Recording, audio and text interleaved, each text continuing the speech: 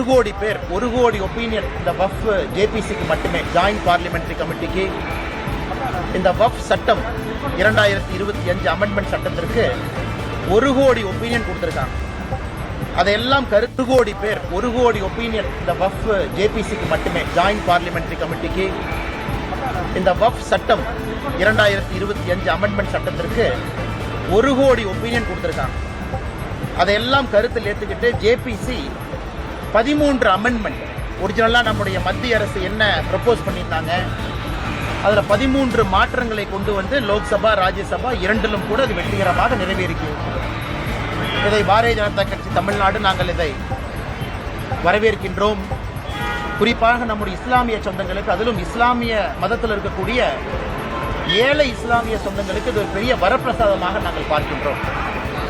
ஏன்னா நிறைய தமிழகத்தில் அரசியல் கட்சிகள் குழப்பத்தை ஏற்படுத்துறாங்க. வழக்கம் போல அரசியல் கட்சிகள் போராட்டம் எல்லாம் பண்றாங்க. அதனால் இந்த சட்டத்தை பற்றி கொஞ்சம் தெளிவாக எடுத்துரைக்க வேண்டியது எங்களுடைய கடமையாக இந்த நேரத்தில் நாங்கள் கருதுகின்றோம்.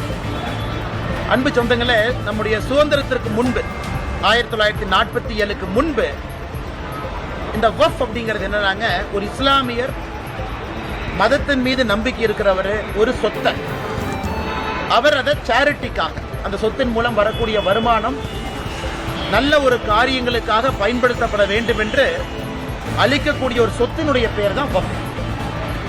அதை பராமரிக்கக்கூடியதுக்கு தான் மத்திய அரசு மாநில அரசு இன்வால்வ் ஆகிறாங்க.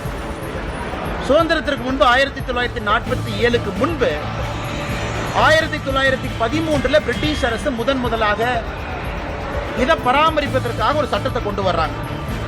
முசல்மான் வஃப் வேலிடேட்டிங் ஆக்ட் 1913 23ல் ஒரு மாற்றம் கொண்டு வர்றாங்க. 1923 1930 ஒரு மாற்றம் கொண்டு வர்றாங்க.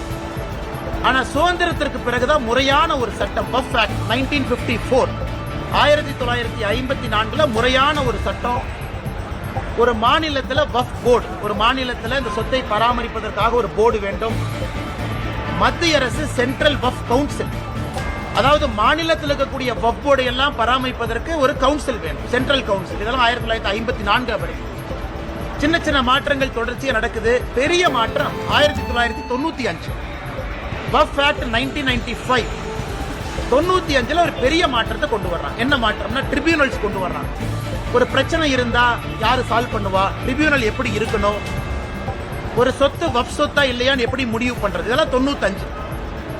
காங்கிரஸ் ஆட்சி முடியும் தருவாயில 2013ல் ஒரு பெரிய மாற்றத்தை கொண்டு வர்றாங்க. அதாவது 95 சட்டத்துக்கு 2013ல் கொஞ்சம் அமெண்ட்மெண்ட்ஸ் கொண்டு வர்றாங்க. இன்னைக்கு 12 ஆண்டுகள் கழித்து மறுபடியும் அந்த 95 சட்டத்தில் 2013ல் கொண்டு வந்த மாற்றங்கள் அதனுடைய சார்ந்து இன்னைக்கு 2025ல் மாற்றங்களோடு வஃப் ஆக்ட் 2025 நிறைவேற்றிருக்கு. இதுல என்ன புதுசு? எதற்காக எதிர்க்கட்சி நண்பர்கள் சில பேர் தமிழகத்தில் குற்றம் சுமத்துறாங்க. 1913 2013 வரை மொத்தமாக இந்தியால வஃப் போர்டு அவங்களுக்கு கீழே இருந்த சொத்து 18 லட்சம் ஏக்கர். 1913 2013 வரை 18 லட்சம் ஏக்கர். 2013 2025 வரைக்கும் புதிதாக 21 லட்சம் ஏக்கர் ஆட் ஆயிருக்கு. அப்ப கணக்கு போட்டு பாருங்க. அப்ப மொத்தமாக இன்னைக்கு இந்தியால வஃப் போர்டு கீழ் இருக்கக்கூடிய சொத்துக்கள் 39 லட்சம் ஏக்கர். இந்தியால அதிகப்படியா அவங்க கையில தான் இருக்கு. ரயில்வேஸ், மத்திய அரசு கீழ் இருக்கக்கூடிய ரயில்வே வஃப் போர்டு இவங்கிட்ட தான் ஒரு தனி நபர் அப்படிங்கிற அமைப்பாக நீங்க பாத்தீங்கன்னா அதிகமான சொத்துக்கள் 39 லட்சம் ஏக்கர். இதுல ஆச்சரியம் என்னன்னா கடந்த 12 ஆண்டுகள்ல மட்டுமே 21 லட்சம் ஏக்கர் ஆட் ஆயிருக்கு. நிறைய குழப்பங்கள். உதாரணத்துக்கு தமிழகத்தில் திருச்செந்துறை ஒரு ஊரே வஃப்ல சேர்ந்துச்சு, கோவில் நலங்கள் சேர்ந்துருச்சு. மக்களுக்கு ஒரே குழப்பம், என் தனிப்பட்ட சொத்தை கூட வஃப்னு எடுத்துக்கிறாங்க. இந்த குழப்பத்திற்கு ஒரு தீர்வு கொடுக்க வேண்டிய கடமை மத்திய அரசுக்கு இருக்கு. அதனால இந்த சட்டத்தில் ஒரு தீர்வு நம்ம கொடுத்திருக்கோம். யார் ஒரு சொத்தை வஃப் போர்டு சொத்துன்னு சொல்ல முடியும்? ஒரு அரசாங்க சொத்தை வஃப் போர்டு இதனால எடுத்துக்க முடியும். இந்த அமெண்ட்மெண்ட் கொண்டு வர வரைக்கும் அரசாங்கத்தினுடைய சொத்தை செக்ஷன் 40 படி வக்ஃப் போர்டு அவங்க ப்ராப்பர்ட்டியா டிக்ளேர் பண்ணாங்கன்னா வேற தீர்வே இல்லை. இன்னைக்கு அதை மாத்தி இருக்கும். ஒரு அரசாங்கத்தினுடைய சொத்தை வக்ஃப் போர்டுன்னு சொல்றாங்கன்னா மாவட்ட ஆட்சியருக்கு மேல ஒரு அதிகாரியை மாநில அரசு நியமிக்கணும். அந்த அதிகாரி எல்லாம் பரிந்துரைச்சு பார்த்துட்டு மாவட்ட ஆட்சியருக்கு சொல்லுவாரு, இது அரசாங்க சொத்தா வக்ஃப் சொத்தா. முதலா அரசாங்க சொத்து ஒரு நேர்மையான முறையில காப்பாற்றப்பட்டிருக்கிறது. இரண்டாவது, வக்ஃப் போர்டை பொறுத்த வரைக்கும் ஒரு சொத்தை கொடுக்குறீங்கன்னா அது யாரு கொடுக்கலாம்னு இன்னைக்கு வரைமுறை கொண்டு வந்திருக்கும். இந்த சட்டத்தின் மூலமா சொத்தினுடைய ஓனர் தான் சொல்ல முடியும், ஏன் சொத்தை நான் வக்ஃபா டிக்ளேர் பண்ணி நான் கொடுக்கறேன், நீங்க பாத்துக்கங்க. அதாவது யாரையும் சொத்தை எல்லாம் அவங்க எடுக்க முடியாது. செக்ஷன் 108 முதல்ல செக்ஷன் 108 எப்படி இருந்துச்சுன்னா, அந்த ட்ரிபியூனலுக்கு உச்சகட்சமான அதிகாரம்.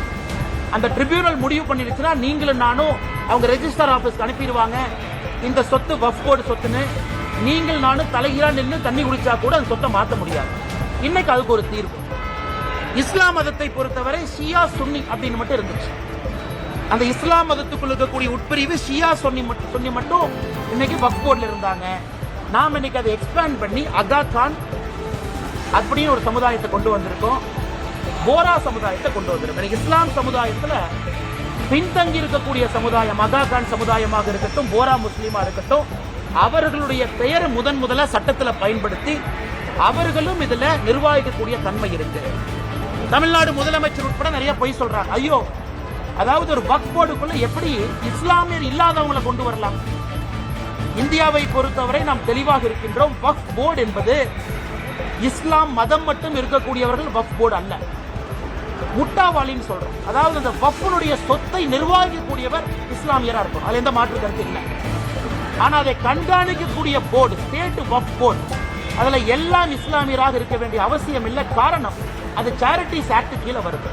ஒரு சேரிட்டி கமிஷனர் எந்த மதமாக இருக்கலாம். அதே போல வக்ஃப் போர்டை பொறுத்த வரைக்கும் இந்த சட்டத்துல நான் இஸ்லாமியர்கள், இஸ்லாம் மதத்தை சாராதவங்க அட்வொகேட்டா இருக்கிறாங்க, ஒரு சகோதரியா இருக்கிறாங்க, ஒரு எக்ஸ்பர்ட்டா இருக்கிறாங்க, ஒரு சுப்ரீம் கோர்ட் லாயரா இருக்கிறாங்க, சட்டத்தை பத்தி தெரியும், அவங்க எல்லாம் இன்னைக்கு வர முடியும். இதை வேண்டுமென்றே தமிழகத்துல திமுக போன்ற சில கட்சிகள் ஐயோ இஸ்லாம் மதத்தை சாராதவங்க எல்லாம் கொண்டு வர்றாங்க, அது கிடையாது. அதே போல சென்ட்ரல் வக்ஃப் கவுன்சில் அவங்க வேலை மாநிலத்தில் இருக்கக்கூடிய வக்ஃப் போர்டை மேனேஜ் பண்றது. அதிலும் இஸ்லாம் மதத்தை சாராதவங்க இருக்கலாம், எந்த தப்பு இல்லை. ஆனா முட்டாவாளி இஸ்லாம் தான், ஏன்னா அவங்க தான் இந்த வக்ஃப் சொத்தை நிர்வகிக்கக்கூடிய தன்மை இருக்கு. அப்படி இருக்கும் பொழுது இது கிறிஸ்தவ சகோதர சகோதரிகள் பெருசா பாராட்டி இருக்காங்க. காரணம் என்னன்னா, அவங்களுக்கு ஒரு பெரிய வரப்பிரசாதம் செக்ஷன் 40 செக்ஷன் 108 ரெண்டுமே ரிமூவ் பண்ணிருக்கு.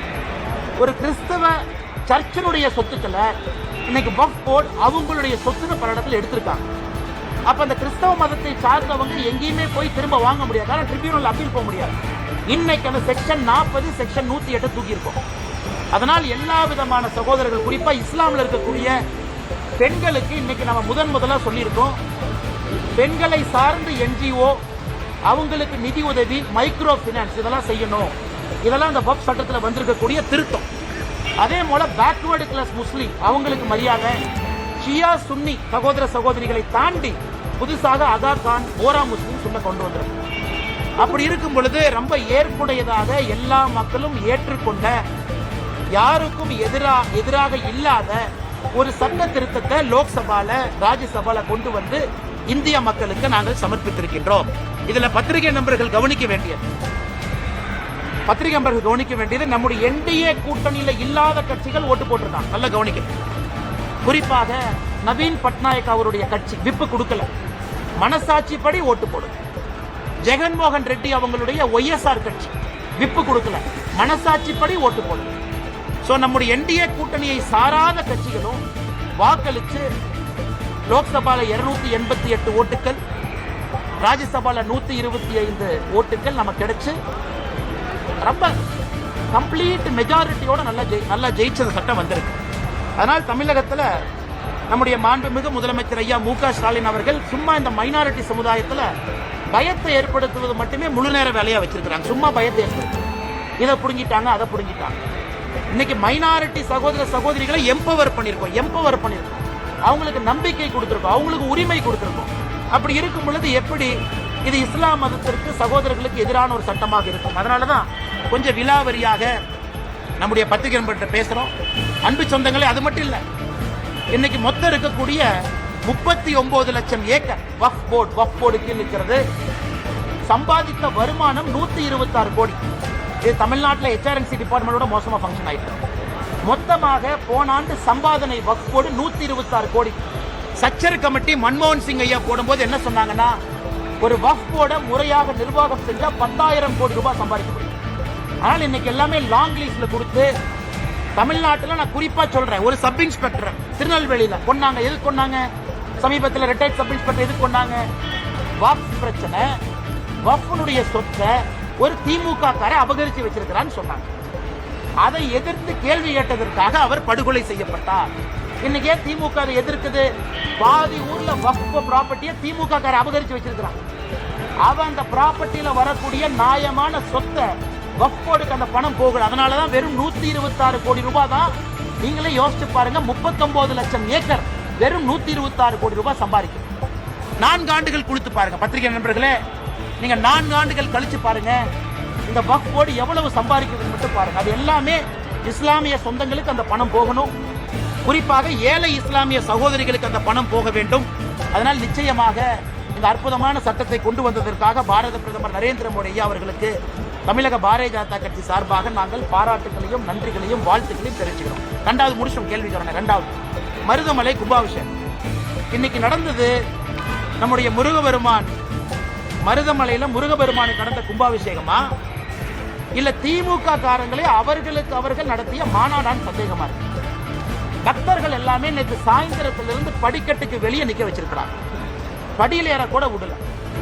அமைச்சர் சேகர் பாபு அவருடைய மனைவியும் குழந்தையும் போலீஸ் எஸ்கார்ட் போட்டு மருதமலை கூட்டிட்டு போறாங்க. இந்த அநியாயத்தை பார்த்திருக்கீங்களா?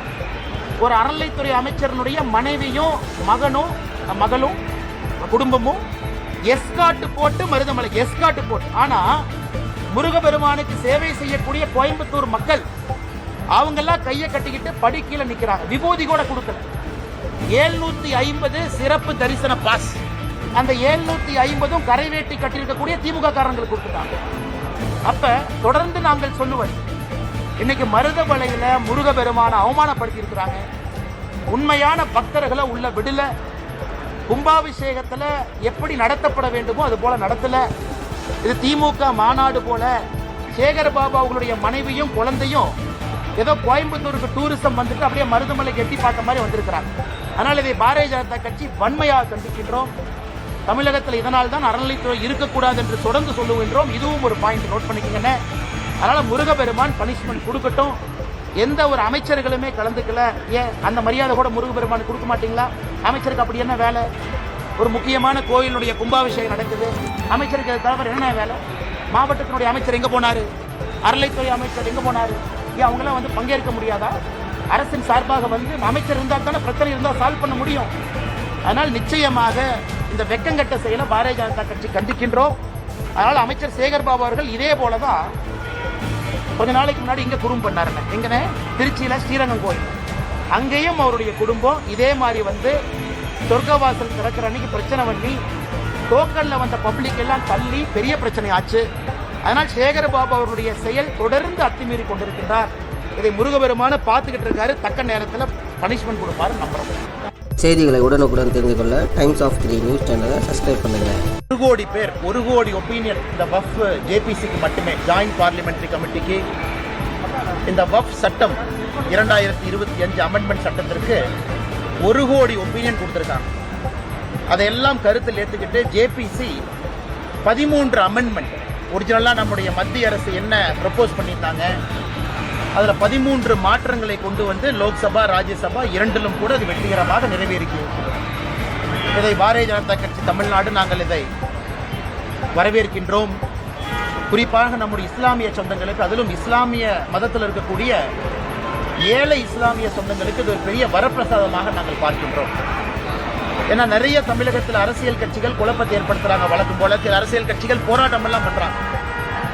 அதனால் இந்த சட்டத்தை பற்றி கொஞ்சம் தெளிவாக எடுத்துரைக்க வேண்டியது எங்களுடைய கடமையாக இந்த நேரத்தில் நாங்கள் கருதுகின்றோம்.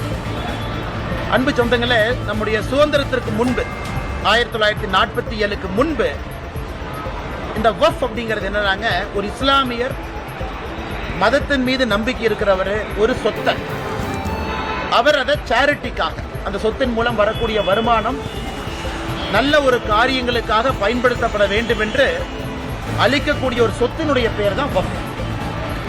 அதை பராமரிக்கக்கூடியதுக்கு தான் மத்திய அரசு மாநில அரசு இன்வால்வ் ஆகிறாங்க.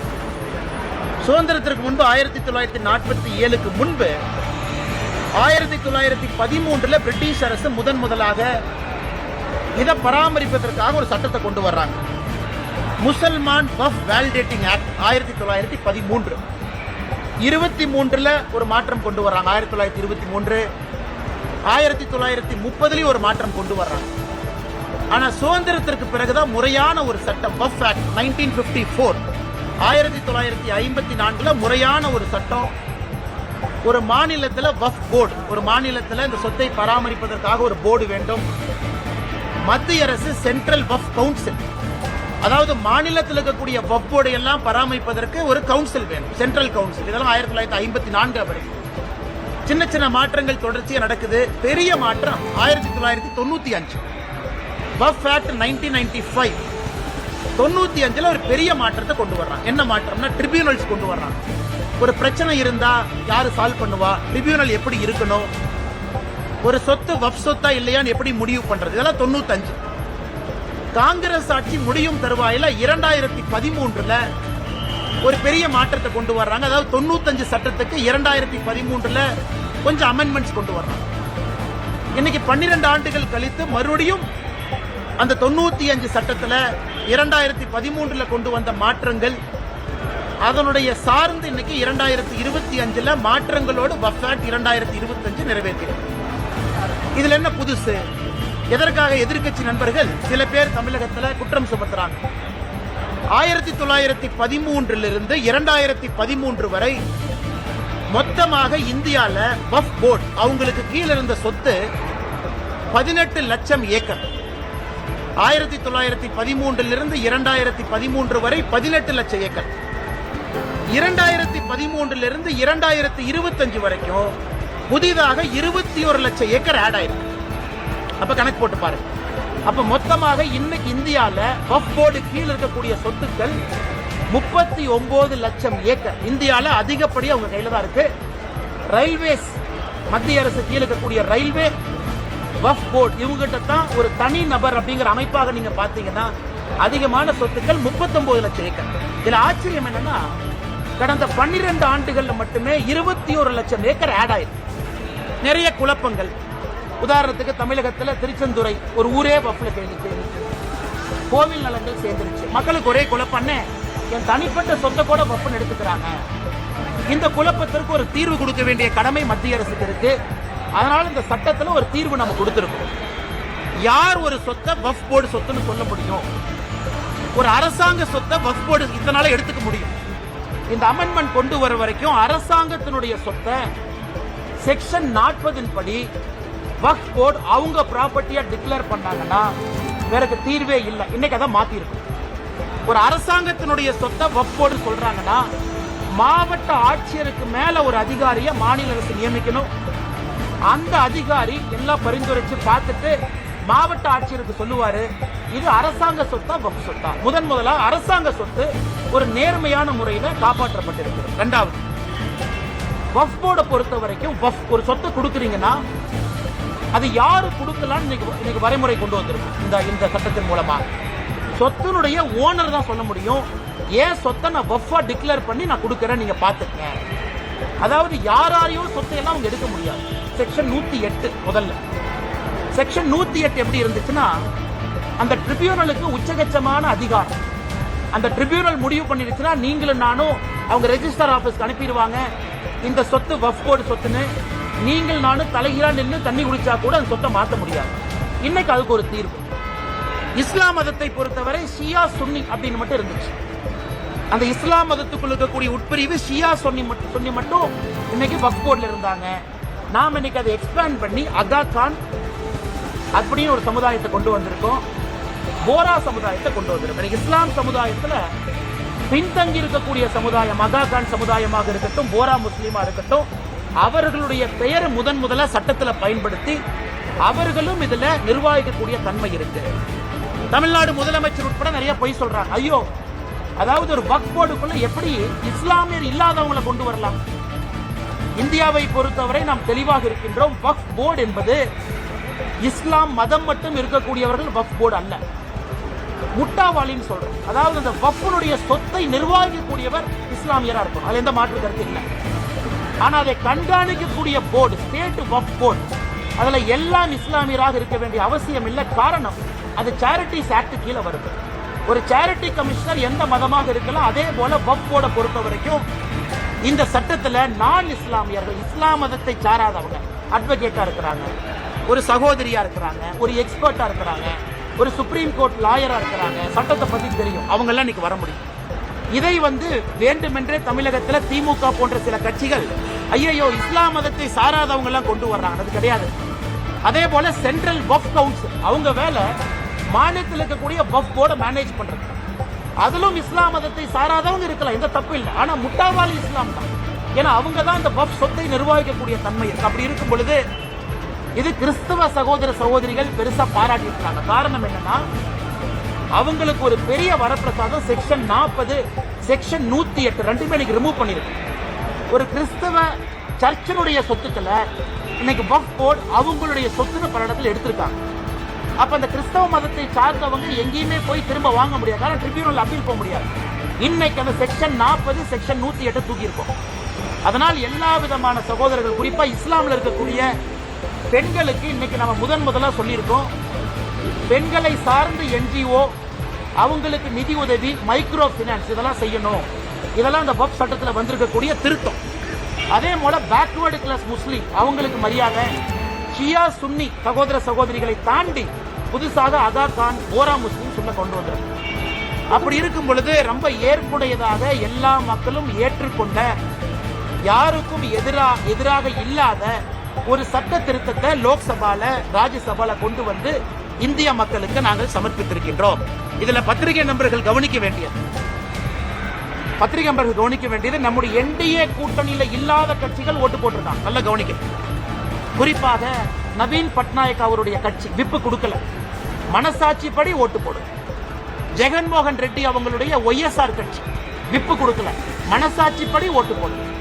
சோ நம்முடைய என்டிஏ கூட்டணியை சாராத கட்சிகளும் வாக்களிச்சு லோக்சபால 288 ஓட்டுகள், ராஜ்யசபால 125 ஓட்டுகள் நமக்கு கிடைச்சு ரொம்ப கம்ப்ளீட் மெஜாரிட்டியோட நல்லா ஜெயிச்ச சட்டம் வந்திருக்கு.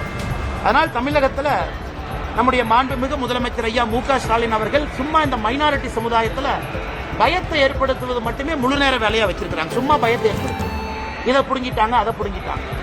இன்னைக்கு மைனாரிட்டி சகோதர சகோதரிகளை எம்பவர் பண்ணிருக்கோம், அவங்களுக்கு நம்பிக்கை கொடுத்திருக்கோம், அவங்களுக்கு உரிமை கொடுத்திருக்கோம். அப்படி இருக்கும் பொழுது எப்படி இது இஸ்லாம் மதத்திற்கு சகோதரர்களுக்கு எதிரான ஒரு சட்டமாக இருக்கும்? அதனாலதான் கொஞ்சம் விலாவரியாக நம்முடைய பத்திரிகை நண்பர்கிட்ட பேசுறோம். அன்பு சொந்தங்களே, அது மட்டும் இல்ல, இன்னைக்கு மொத்தம் இருக்கக்கூடிய 39 லட்சம் ஏக்கர் வஃப் போர்டு கீழ் இருக்கிறது. சம்பாதித்த வருமானம் 126 கோடி. இது தமிழ்நாட்டில் HRNC டிபார்ட்மெண்டோட மோசமா ஃபங்க்ஷன் ஆயிட்டு. மொத்தமாக போன ஆண்டு சம்பாதனை வஃப் போர்டு 126 கோடி. சச்சர் கமிட்டி மன்மோகன் சிங் ஐயா போடும்போது என்ன சொன்னாங்கன்னா, ஒரு வஃப் போர்டை முறையாக நிர்வாகம் செஞ்சா 10,000 கோடி ரூபாய் சம்பாதிக்க முடியும். ஆனால் இன்னைக்கு எல்லாமே லாங் லீஸ்ல கொடுத்து, தமிழ்நாட்டில் நான் குறிப்பா சொல்றேன், ஒரு சப் இன்ஸ்பெக்டர் திருநெல்வேலியில கொண்டாங்க. எது கொண்டாங்க? சமீபத்தில் ரிட்டையர்ட் சப் இன்ஸ்பெக்டர் எது கொண்டாங்க? வக்ஃப் பிரச்சனை, வஃப்னுடைய சொத்தை ஒரு திமுக காரை அபகரிச்சு வச்சிருக்கிறான்னு சொன்னாங்க. அதை எதிர்த்து கேள்வி கேட்டதற்காக அவர் படுகொலை செய்யப்பட்டார். இன்னைக்கு திமுக அதை எதிர்க்குது.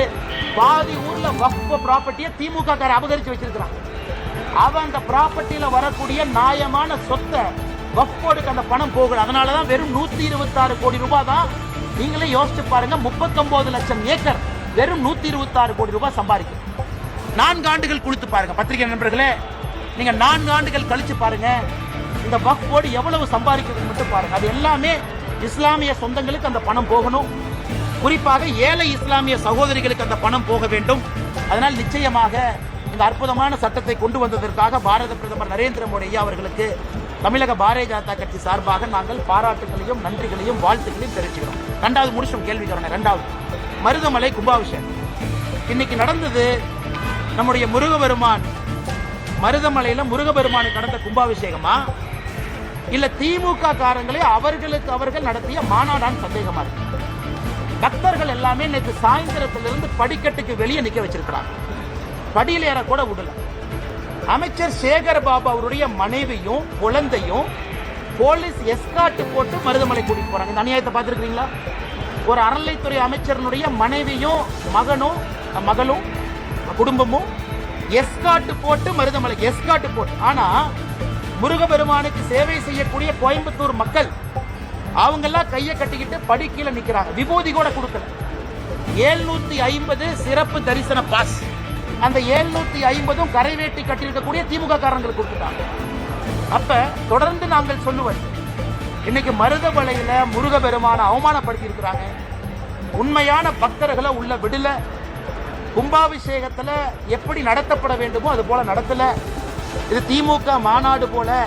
சேகர் பாபு அவங்களுடைய மனைவியும் குழந்தையும் ஏதோ கோயம்புத்தூருக்கு டூரிசம் வந்துட்டு அப்படியே மருதமலை எட்டி பார்த்த மாதிரி வந்திருக்கிறாங்க. அதனால் இதை பாரதிய ஜனதா கட்சி வன்மையாக கண்டிக்கின்றோம்.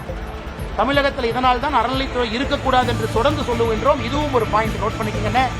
அதனால முருகபெருமான் பனிஷ்மெண்ட் கொடுக்கட்டும். எந்த ஒரு அமைச்சர்களுமே கலந்துக்கல. ஏன் அந்த மரியாதை கூட முருகபெருமான் கொடுக்க மாட்டீங்களா? அமைச்சருக்கு அப்படி என்ன வேலை? ஒரு முக்கியமான கோயிலுடைய கும்பாபிஷேகம் நடக்குது, அமைச்சருக்கு தவிர என்ன வேலை? மாவட்டத்தினுடைய அமைச்சர் எங்க போனாரு? அறநிலைத்துறை அமைச்சர் எங்க போனாரு?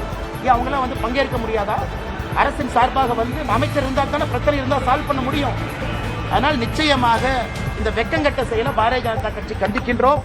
அதனால் அமைச்சர் சேகர் பாபு அவர்கள் இதே போலதான் கொஞ்ச நாளைக்கு முன்னாடி இங்க குறும் பண்ணாருங்க. எங்கன்னு திருச்சியில ஸ்ரீரங்கம் கோயில், அங்கேயும் அவருடைய குடும்பம் இதே மாதிரி வந்து சொர்க்கவாசல் திறக்கிற அன்னைக்கு பிரச்சனை பண்ணி டோக்கன்ல வந்த பப்ளிக் எல்லாம் தள்ளி பெரிய பிரச்சனை ஆச்சு. அதனால் சேகர் பாபு அவருடைய செயல் தொடர்ந்து அத்துமீறி கொண்டிருக்கின்றார். இதை முருகபெருமான பார்த்துக்கிட்டு இருக்காரு. தக்க நேரத்தில் பனிஷ்மெண்ட் கொடுப்பாரு நம்புறோம். செய்திகளை உடனுக்குடன் தெரிந்து கொள்ள டைம்ஸ் ஆஃப் 3 நியூஸ் சேனலை சப்ஸ்கிரைப் பண்ணுங்க. 1 கோடி பேர், 1 கோடி ஒப்பீனியன் இந்த வஃப் ஜேபிசிக்கு மட்டுமே, ஜாயிண்ட் பார்லிமெண்டரி கமிட்டிக்கு இந்த வஃப் சட்டம் 2025 அமெண்ட்மெண்ட் சட்டத்திற்கு 1 கோடி ஒப்பீனியன் கொடுத்திருக்காங்க. அதையெல்லாம் கருத்தில் ஏற்றுக்கிட்டு ஜேபிசி 13 அமெண்ட்மெண்ட், ஒரிஜினலாக நம்முடைய மத்திய அரசு என்ன ப்ரப்போஸ் பண்ணியிருந்தாங்க அதில் 13 மாற்றங்களை கொண்டு வந்து லோக்சபா ராஜ்யசபா இரண்டிலும் கூட அது வெற்றிகரமாக நிறைவேறிக்கிறது. இதை பாரதிய ஜனதா கட்சி தமிழ்நாடு நாங்கள் இதை வரவேற்கின்றோம். குறிப்பாக நம்முடைய இஸ்லாமிய சொந்தங்களுக்கு, அதிலும் இஸ்லாமிய மதத்தில் இருக்கக்கூடிய ஏழை இஸ்லாமிய சொந்தங்களுக்கு இது ஒரு பெரிய வரப்பிரசாதமாக நாங்கள் பார்க்கின்றோம். ஏன்னா நிறைய தமிழகத்தில் அரசியல் கட்சிகள் குழப்பத்தை ஏற்படுத்துறாங்க. வழக்கம் போல அரசியல் கட்சிகள் போராட்டம் எல்லாம் பண்றாங்க. அதனால் இந்த சட்டத்தை பற்றி கொஞ்சம் தெளிவாக எடுத்துரைக்க வேண்டியது எங்களுடைய கடமையாக இந்த நேரத்தில் நாங்கள் கருதுகின்றோம். அன்பு சொந்தங்களே, நம்முடைய சுதந்திரத்திற்கு முன்பு 1947க்கு முன்பு இந்த வஃப் அப்படிங்கிறது என்னன்னாங்க, ஒரு இஸ்லாமியர் மதத்தின் மீது நம்பிக்கை இருக்கிறவர் ஒரு சொத்தை அவர் அதை சேரிட்டிக்காக, அந்த சொத்தின் மூலம் வரக்கூடிய வருமானம் நல்ல ஒரு காரியங்களுக்காக பயன்படுத்தப்பட வேண்டும் என்று அளிக்கக்கூடிய ஒரு சொத்தினுடைய பெயர் தான் வஃப். அதை பராமரிக்கக்கூடியதுக்கு தான் மத்திய அரசு மாநில அரசு இன்வால்வ் ஆகிறாங்க. சுதந்திரத்திற்கு முன்பு 1947க்கு முன்பு 1913 பிரிட்டிஷ் அரசு முதலாக இதை பராமரிப்பதற்காக ஒரு சட்டத்தை கொண்டு வர்றாங்க. Musalman Waqf validating act 1913. 23ல ஒரு மாற்றம் கொண்டு வர்றாங்க. 1923, 1930 ஒரு மாற்றம் கொண்டு வர்றாங்க. ஆனா சுதந்திரத்திற்கு பிறகுதான் முறையான ஒரு சட்டம் வஃப் ஆக்ட் 1954, 1954 முறையான ஒரு சட்டம். ஒரு மாநிலத்தில் வஃப் போர்டு, ஒரு மாநிலத்தில் இந்த சொத்தை பராமரிப்பதற்காக ஒரு போர்டு வேண்டும். மத்திய அரசு சென்ட்ரல் வஃப் கவுன்சில், அதாவது மாநிலத்தில் இருக்கக்கூடிய வஃப் போர்டு எல்லாம் பராமரிப்பதற்கு ஒரு கவுன்சில் வேணும், சென்ட்ரல் கவுன்சில். இதெல்லாம் 1954 சின்ன சின்ன மாற்றங்கள் தொடர்ச்சியாக நடக்குது. பெரிய மாற்றம் 1995 வஃப் ஆக்ட் 1995. 95ல் ஒரு பெரிய மாற்றத்தை கொண்டு வர்றாங்க. என்ன மாற்றம்னா ட்ரிபியூனல்ஸ் கொண்டு வர்றாங்க. ஒரு பிரச்சனை இருந்தா யாரு சால்வ் பண்ணுவா, ட்ரிபியூனல் எப்படி இருக்கணும், ஒரு சொத்து வஃப் சொத்தா இல்லையான்னு எப்படி முடிவு பண்றது, இதெல்லாம் 95. காங்கிரஸ் ஆட்சி முடியும் தருவாயில 2013ல் ஒரு பெரிய மாற்றத்தை கொண்டு வர்றாங்க. அதாவது 95 சட்டத்துக்கு 2013ல் கொஞ்சம் அமெண்ட்மெண்ட்ஸ் கொண்டு வர்றாங்க. இன்னைக்கு 12 ஆண்டுகள் கழித்து மறுபடியும் அந்த 95 சட்டத்தில் 2013ல் கொண்டு வந்த மாற்றங்கள் அதனுடைய சார்ந்து இன்னைக்கு 2025ல் மாற்றங்களோடு வஃப் ஆக்ட் 2025 நிறைவேற்றிருக்கு. இதுல என்ன புதுசு? எதற்காக எதிர்க்கட்சி நண்பர்கள் சில பேர் தமிழகத்துல குற்றம் சுமத்துறாங்க?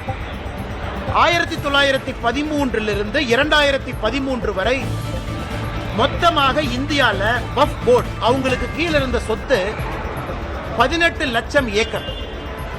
1913 2013 வரை 18 லட்சம் ஏக்கர். 2013 2025 வரைக்கும் புதிதாக 21 லட்சம் ஏக்கர் ஆட் ஆயிருக்கு.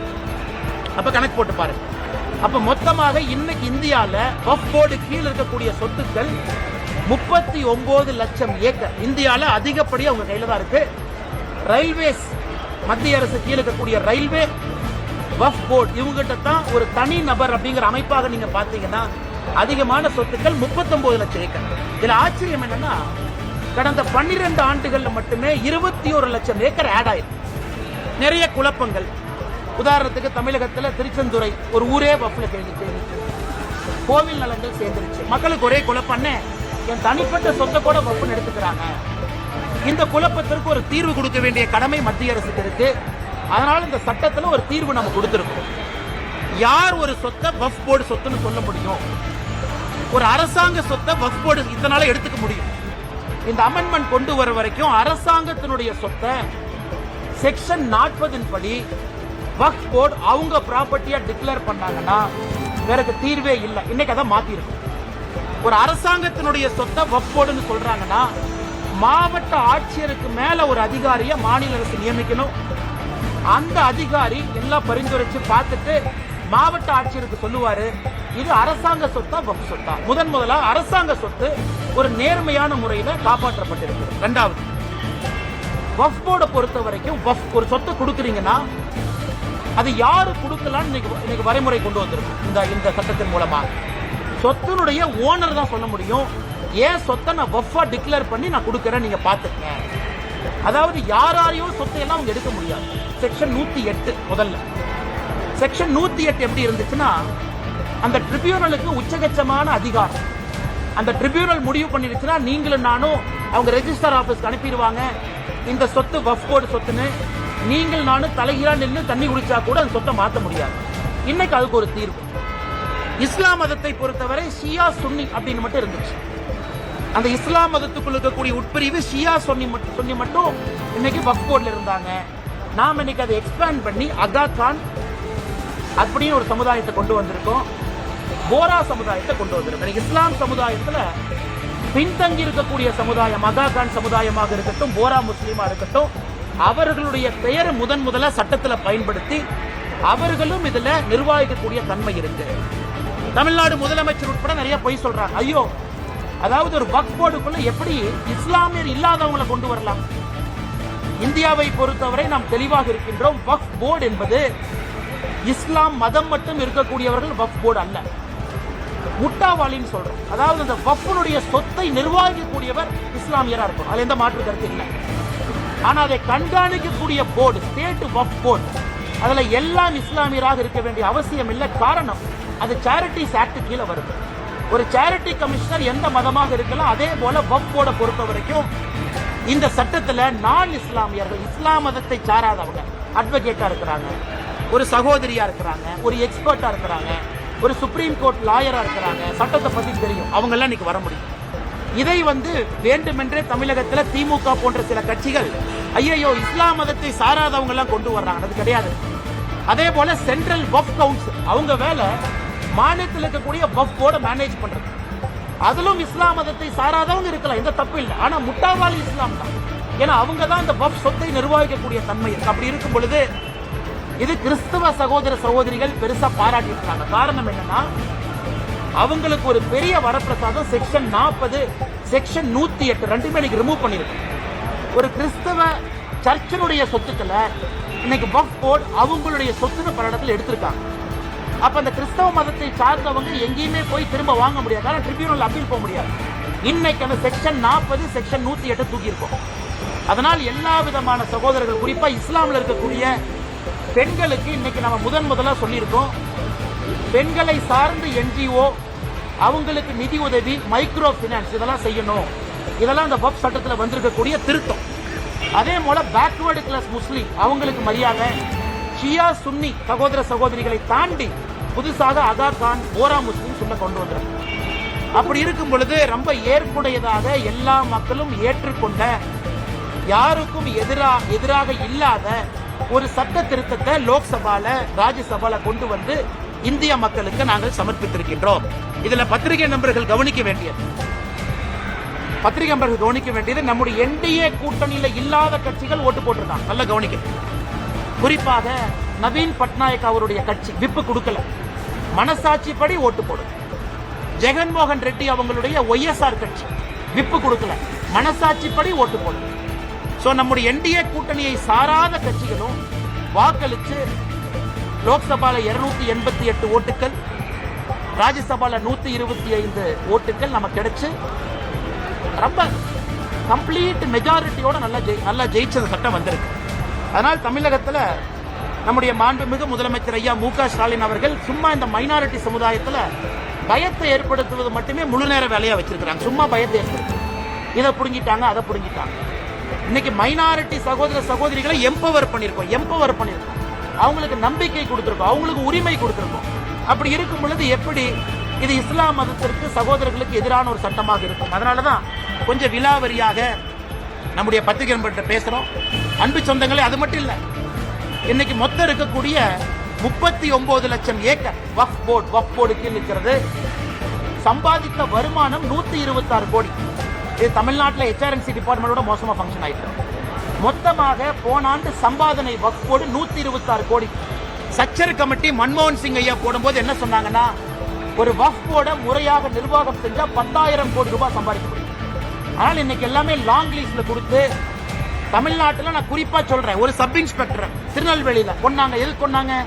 சமீபத்தில் ரிட்டையர்ட் சப் இன்ஸ்பெக்டர் எது கொண்டாங்க? வக்ஃப் பிரச்சனை, வக்ஃபுடைய சொத்தை ஒரு திமுக காரை அபகரித்து வச்சிருக்கிறான்னு சொன்னாங்க. அதை எதிர்த்து கேள்வி கேட்டதற்காக அவர் படுகொலை செய்யப்பட்டார். இன்னைக்கு திமுக அதை எதிர்க்குது. பாதி ஊர்ல வக்ஃப் ப்ராப்பர்ட்டியை திமுக காரை அபகரித்து வச்சிருக்கிறான். அவன் அந்த ப்ராப்பர்ட்டியில வரக்கூடிய நியாயமான சொத்தை வக்ஃப் போர்டுக்கு அந்த பணம் போகல. அதனாலதான் வெறும் 126 கோடி ரூபாய் தான். நீங்களே யோசிச்சு பாருங்க, 39 லட்சம் ஏக்கர் வெறும் 126 கோடி ரூபாய் சம்பாதிக்கும். 4 ஆண்டுகள் கொடுத்து பாருங்க பத்திரிகை நண்பர்களே, நீங்க 4 ஆண்டுகள் கழிச்சு பாருங்க இந்த வக்ஃப் போர்டு எவ்வளவு சம்பாதிக்கிறது மட்டும் பாருங்க. அது எல்லாமே இஸ்லாமிய சொந்தங்களுக்கு அந்த பணம் போகணும். குறிப்பாக ஏழை இஸ்லாமிய சகோதரிகளுக்கு அந்த பணம் போக வேண்டும். அதனால் நிச்சயமாக இந்த அற்புதமான சட்டத்தை கொண்டு வந்ததற்காக பாரத பிரதமர் நரேந்திர மோடி ஐயா அவர்களுக்கு தமிழக பாரதிய ஜனதா கட்சி சார்பாக நாங்கள் பாராட்டுகளையும் நன்றிகளையும் வாழ்த்துக்களையும் தெரிவிச்சுக்கிறோம். 2வது முடிச்சோம் கேள்வி கேட்கிறேன். 2வது மருதமலை கும்பாபிஷேகம் இன்னைக்கு நடந்தது. நம்முடைய முருகபெருமான் மருதமலையில முருகபெருமானுக்கு நடந்த கும்பாபிஷேகமா இல்ல திமுக காரங்களே அவர்கள் நடத்திய மாநாடான்னு சந்தேகமா இருக்கு. பக்தர்கள் எல்லாமே நேற்று சாயந்தரத்திலிருந்து படிக்கட்டுக்கு வெளியே நிக்க வச்சிருக்கிறாங்க. படியில் ஏற கூட விடல. அமைச்சர் சேகர் பாபு அவருடைய மனைவியும் குழந்தையும் போலீஸ் எஸ்கார்ட் போட்டு மருதமலை கூட்டிட்டு போறாங்க. இந்த அநியாயத்தை பார்த்திருக்கீங்களா? ஒரு அறநிலைத்துறை அமைச்சருடைய மனைவியும் மகளும் குடும்பமும் எஸ்கார்ட் போட்டு மருதமலை எஸ்கார்ட் போட்டு. ஆனா முருகபெருமானுக்கு சேவை செய்யக்கூடிய கோயம்புத்தூர் மக்கள் அவங்க எல்லாம் கையை கட்டிக்கிட்டு படி கீழே நிக்கிறாங்க. விபூதி கூட கொடுக்கல. 750 சிறப்பு தரிசன பாஸ். அந்த 750 கரைவேட்டி கட்டியிருக்கக்கூடிய திமுக காரங்களுக்கு கொடுத்துட்டாங்க.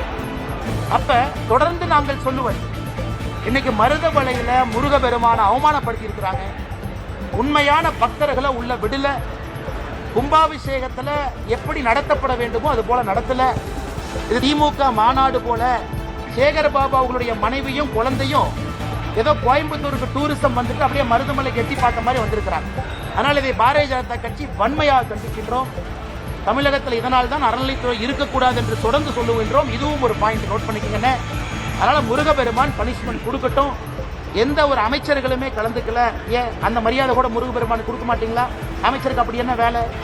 ஒரு முக்கியமான கோயிலுடைய கும்பாபிஷேகம் நடக்குது, அமைச்சருக்கு தவிர என்ன வேலை? மாவட்டத்தினுடைய அமைச்சர் எங்க போனாரு? அறநிலைத்துறை அமைச்சர் எங்க போனாரு? ஏன் அவங்களாம் வந்து பங்கேற்க முடியாதா? அரசின் சார்பாக வந்து அமைச்சர் இருந்தால் தானே பிரச்சனை இருந்தால் சால்வ் பண்ண முடியும்.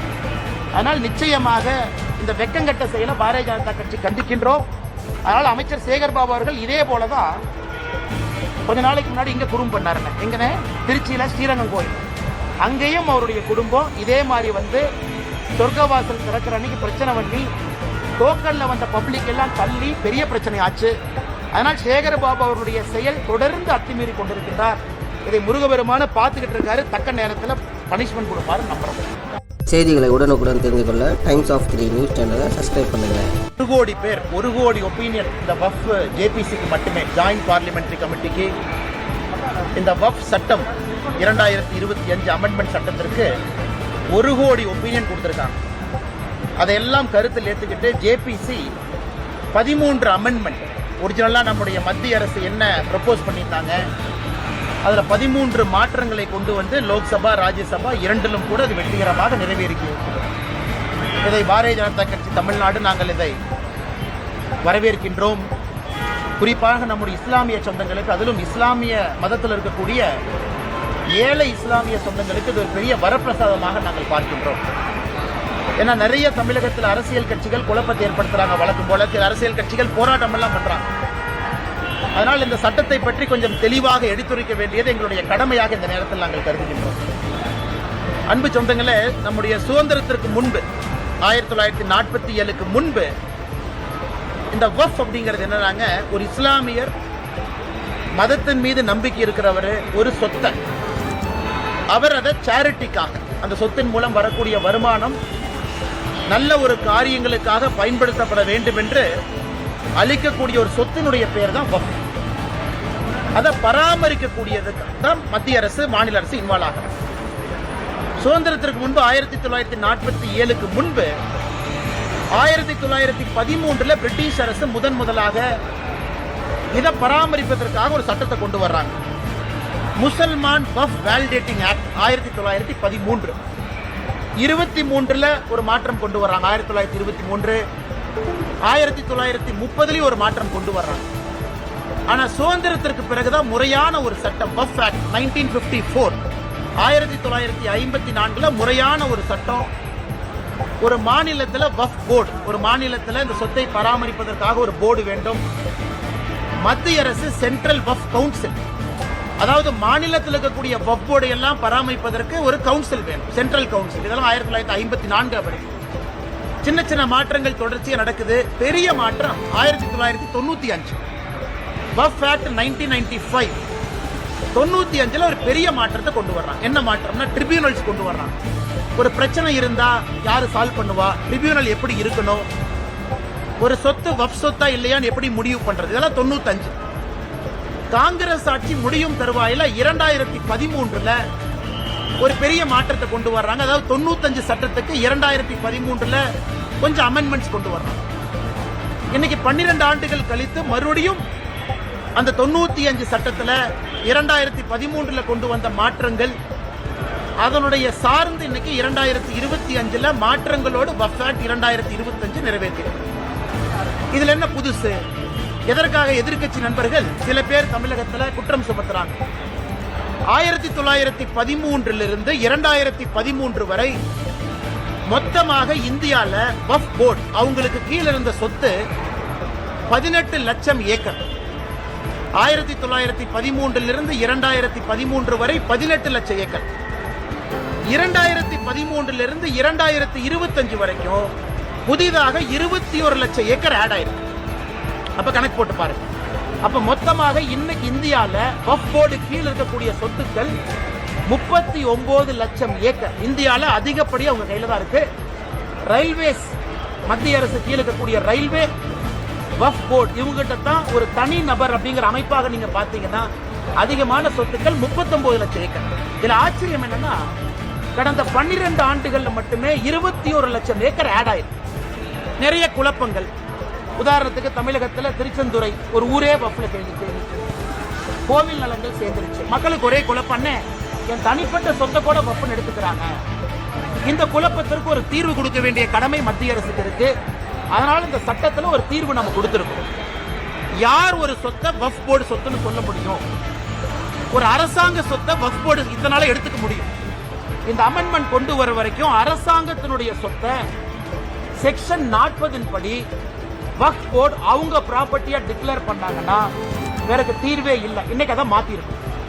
ஒரு அரசாங்கத்தினுடைய சொத்தை வக்ஃப் போர்டுன்னு சொல்றாங்கன்னா மாவட்ட ஆட்சியருக்கு மேல ஒரு அதிகாரியை மாநில அரசு நியமிக்கணும். அந்த அதிகாரி எல்லாம் பரிந்துரைச்சு பார்த்துட்டு மாவட்ட ஆட்சியருக்கு சொல்லுவாரு, இது அரசாங்க சொத்தா வக்ஃப் சொத்தா. முதலா அரசாங்க சொத்து ஒரு நேர்மையான முறையில காப்பாற்றப்பட்டிருக்கு. இரண்டாவது, வக்ஃப் போர்டை பொறுத்த வரைக்கும் ஒரு சொத்தை கொடுக்குறீங்கன்னா அது யாரு கொடுக்கலாம்னு இன்னைக்கு வரைமுறை கொண்டு வந்திருக்கும். இந்த சட்டத்தின் மூலமா சொத்தினுடைய ஓனர் தான் சொல்ல முடியும், ஏன் சொத்தை நான் வக்ஃபா டிக்ளேர் பண்ணி நான் கொடுக்கறேன், நீங்க பாத்துக்க. அதாவது யாரையும் சொத்தை எல்லாம் அவங்க எடுக்க முடியாது. செக்ஷன் 108 முதல்ல.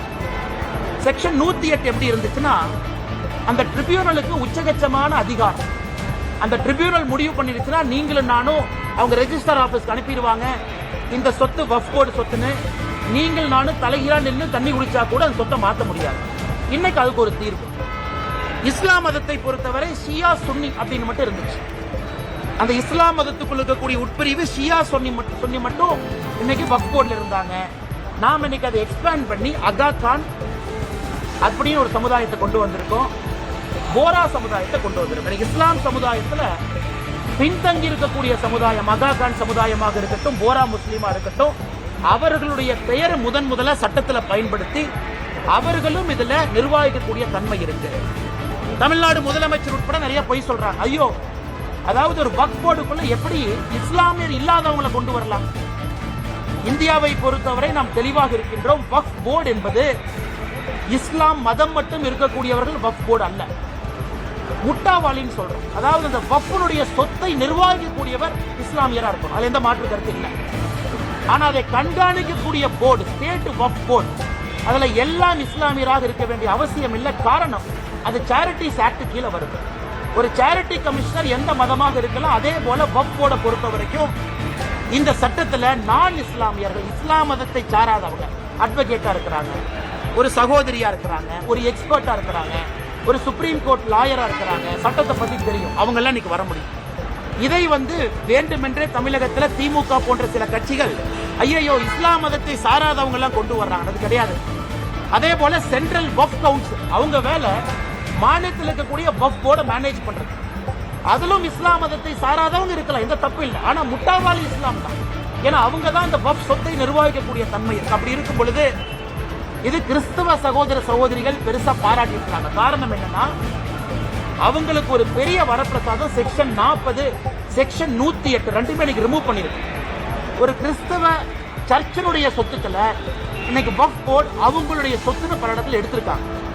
அப்ப அந்த கிறிஸ்தவ மதத்தை சார்ந்தவங்க எங்கேயுமே போய் திரும்ப வாங்க முடியாது, ஆனால் ட்ரிபியூனல் அப்பீல் போக முடியாது. இன்னைக்கு அந்த செக்ஷன் 40, செக்ஷன் 108 தூக்கி இருக்கும். அதனால் எல்லா விதமான சகோதரர்கள், குறிப்பா இஸ்லாமில் இருக்கக்கூடிய பெண்களுக்கு இன்னைக்கு நம்ம முதலா சொல்லியிருக்கோம், பெண்களை சார்ந்த என்ஜிஓ அவங்களுக்கு நிதி உதவி, மைக்ரோ பினான்ஸ் இதெல்லாம் செய்யணும். இதெல்லாம் அந்த வக்ஃப் சட்டத்தில் வந்திருக்கக்கூடிய திருத்தம். அதே போல பேக்வர்டு கிளாஸ் முஸ்லீம் அவங்களுக்கு மரியாதை, ஷியா சுன்னி சகோதர சகோதரிகளை தாண்டி புதுசாக அகா கான் போரா முஸ்லீம் சொல்ல கொண்டு வந்திருக்கு. அப்படி இருக்கும் பொழுது ரொம்ப ஏற்புடையதாக எல்லா மக்களும் ஏற்றுக்கொண்ட, யாருக்கும் எதிராக இல்லாத ஒரு சட்ட திருத்தத்தை லோக்சபால ராஜ்யசபால கொண்டு வந்து இந்திய மக்களுக்கு நாங்கள் சமர்ப்பித்திருக்கின்றோம். இதுல பத்திரிகை நண்பர்கள் கவனிக்க வேண்டியது நம்முடைய என்டிஏ கூட்டணியில இல்லாத கட்சிகள் ஓட்டு போட்டிருக்காங்க. நல்லா கவனிக்க. குறிப்பாக நவீன் பட்நாயக் அவருடைய கட்சி விப்பு கொடுக்கல, மனசாட்சிப்படி ஓட்டு போடும். ஜெகன்மோகன் ரெட்டி அவங்களுடைய ஒய்எஸ்ஆர் கட்சி விப்பு கொடுக்கல, மனசாட்சிப்படி ஓட்டு போடும். சோ நம்முடைய என்டிஏ கூட்டணியை சாராத கட்சிகளும் வாக்களிச்சு லோக்சபால 288 ஓட்டுகள், ராஜ்யசபால 125 ஓட்டுகள் நமக்கு கிடைச்சு ரொம்ப கம்ப்ளீட் மெஜாரிட்டியோட நல்லா ஜெயிச்ச சட்டம் வந்திருக்கு. அதனால் தமிழகத்தில் நம்முடைய மாண்புமிகு முதலமைச்சர் ஐயா மு.க. ஸ்டாலின் அவர்கள் சும்மா இந்த மைனாரிட்டி சமுதாயத்தில் பயத்தை ஏற்படுத்துவது மட்டுமே முழு நேர வேலையா வச்சிருக்கிறாங்க. சும்மா பயத்தை ஏற்படுத்தும், இதை புடுங்கிட்டாங்க, அதை புடுங்கிட்டாங்க. இன்னைக்கு மைனாரிட்டி சகோதர சகோதரிகளை எம்பவர் பண்ணிருக்கோம், அவங்களுக்கு நம்பிக்கை கொடுத்திருக்கோம், அவங்களுக்கு உரிமை கொடுத்திருக்கோம். அப்படி இருக்கும் பொழுது எப்படி இது இஸ்லாம் மதத்திற்கு சகோதரர்களுக்கு எதிரான ஒரு சட்டமாக இருக்கும்? அதனாலதான் கொஞ்சம் விலாவரியாக நம்முடைய பத்திரிகை நண்பர்கிட்ட பேசுறோம். அன்பு சொந்தங்களே, அது மட்டும் இல்ல, இன்னைக்கு மொத்தம் இருக்கக்கூடிய 39 லட்சம் ஏக்கர் வக்ஃப் போர்டு கீழ் இருக்கிறது. சம்பாதித்த வருமானம் 126 கோடி. இது தமிழ்நாட்டில் HRNC டிபார்ட்மெண்டோட மோசமாக ஃபங்க்ஷன் ஆயிட்டு. மொத்தமாக போன ஆண்டு சம்பாதனை வக்ஃப் போர்டு 126 கோடி.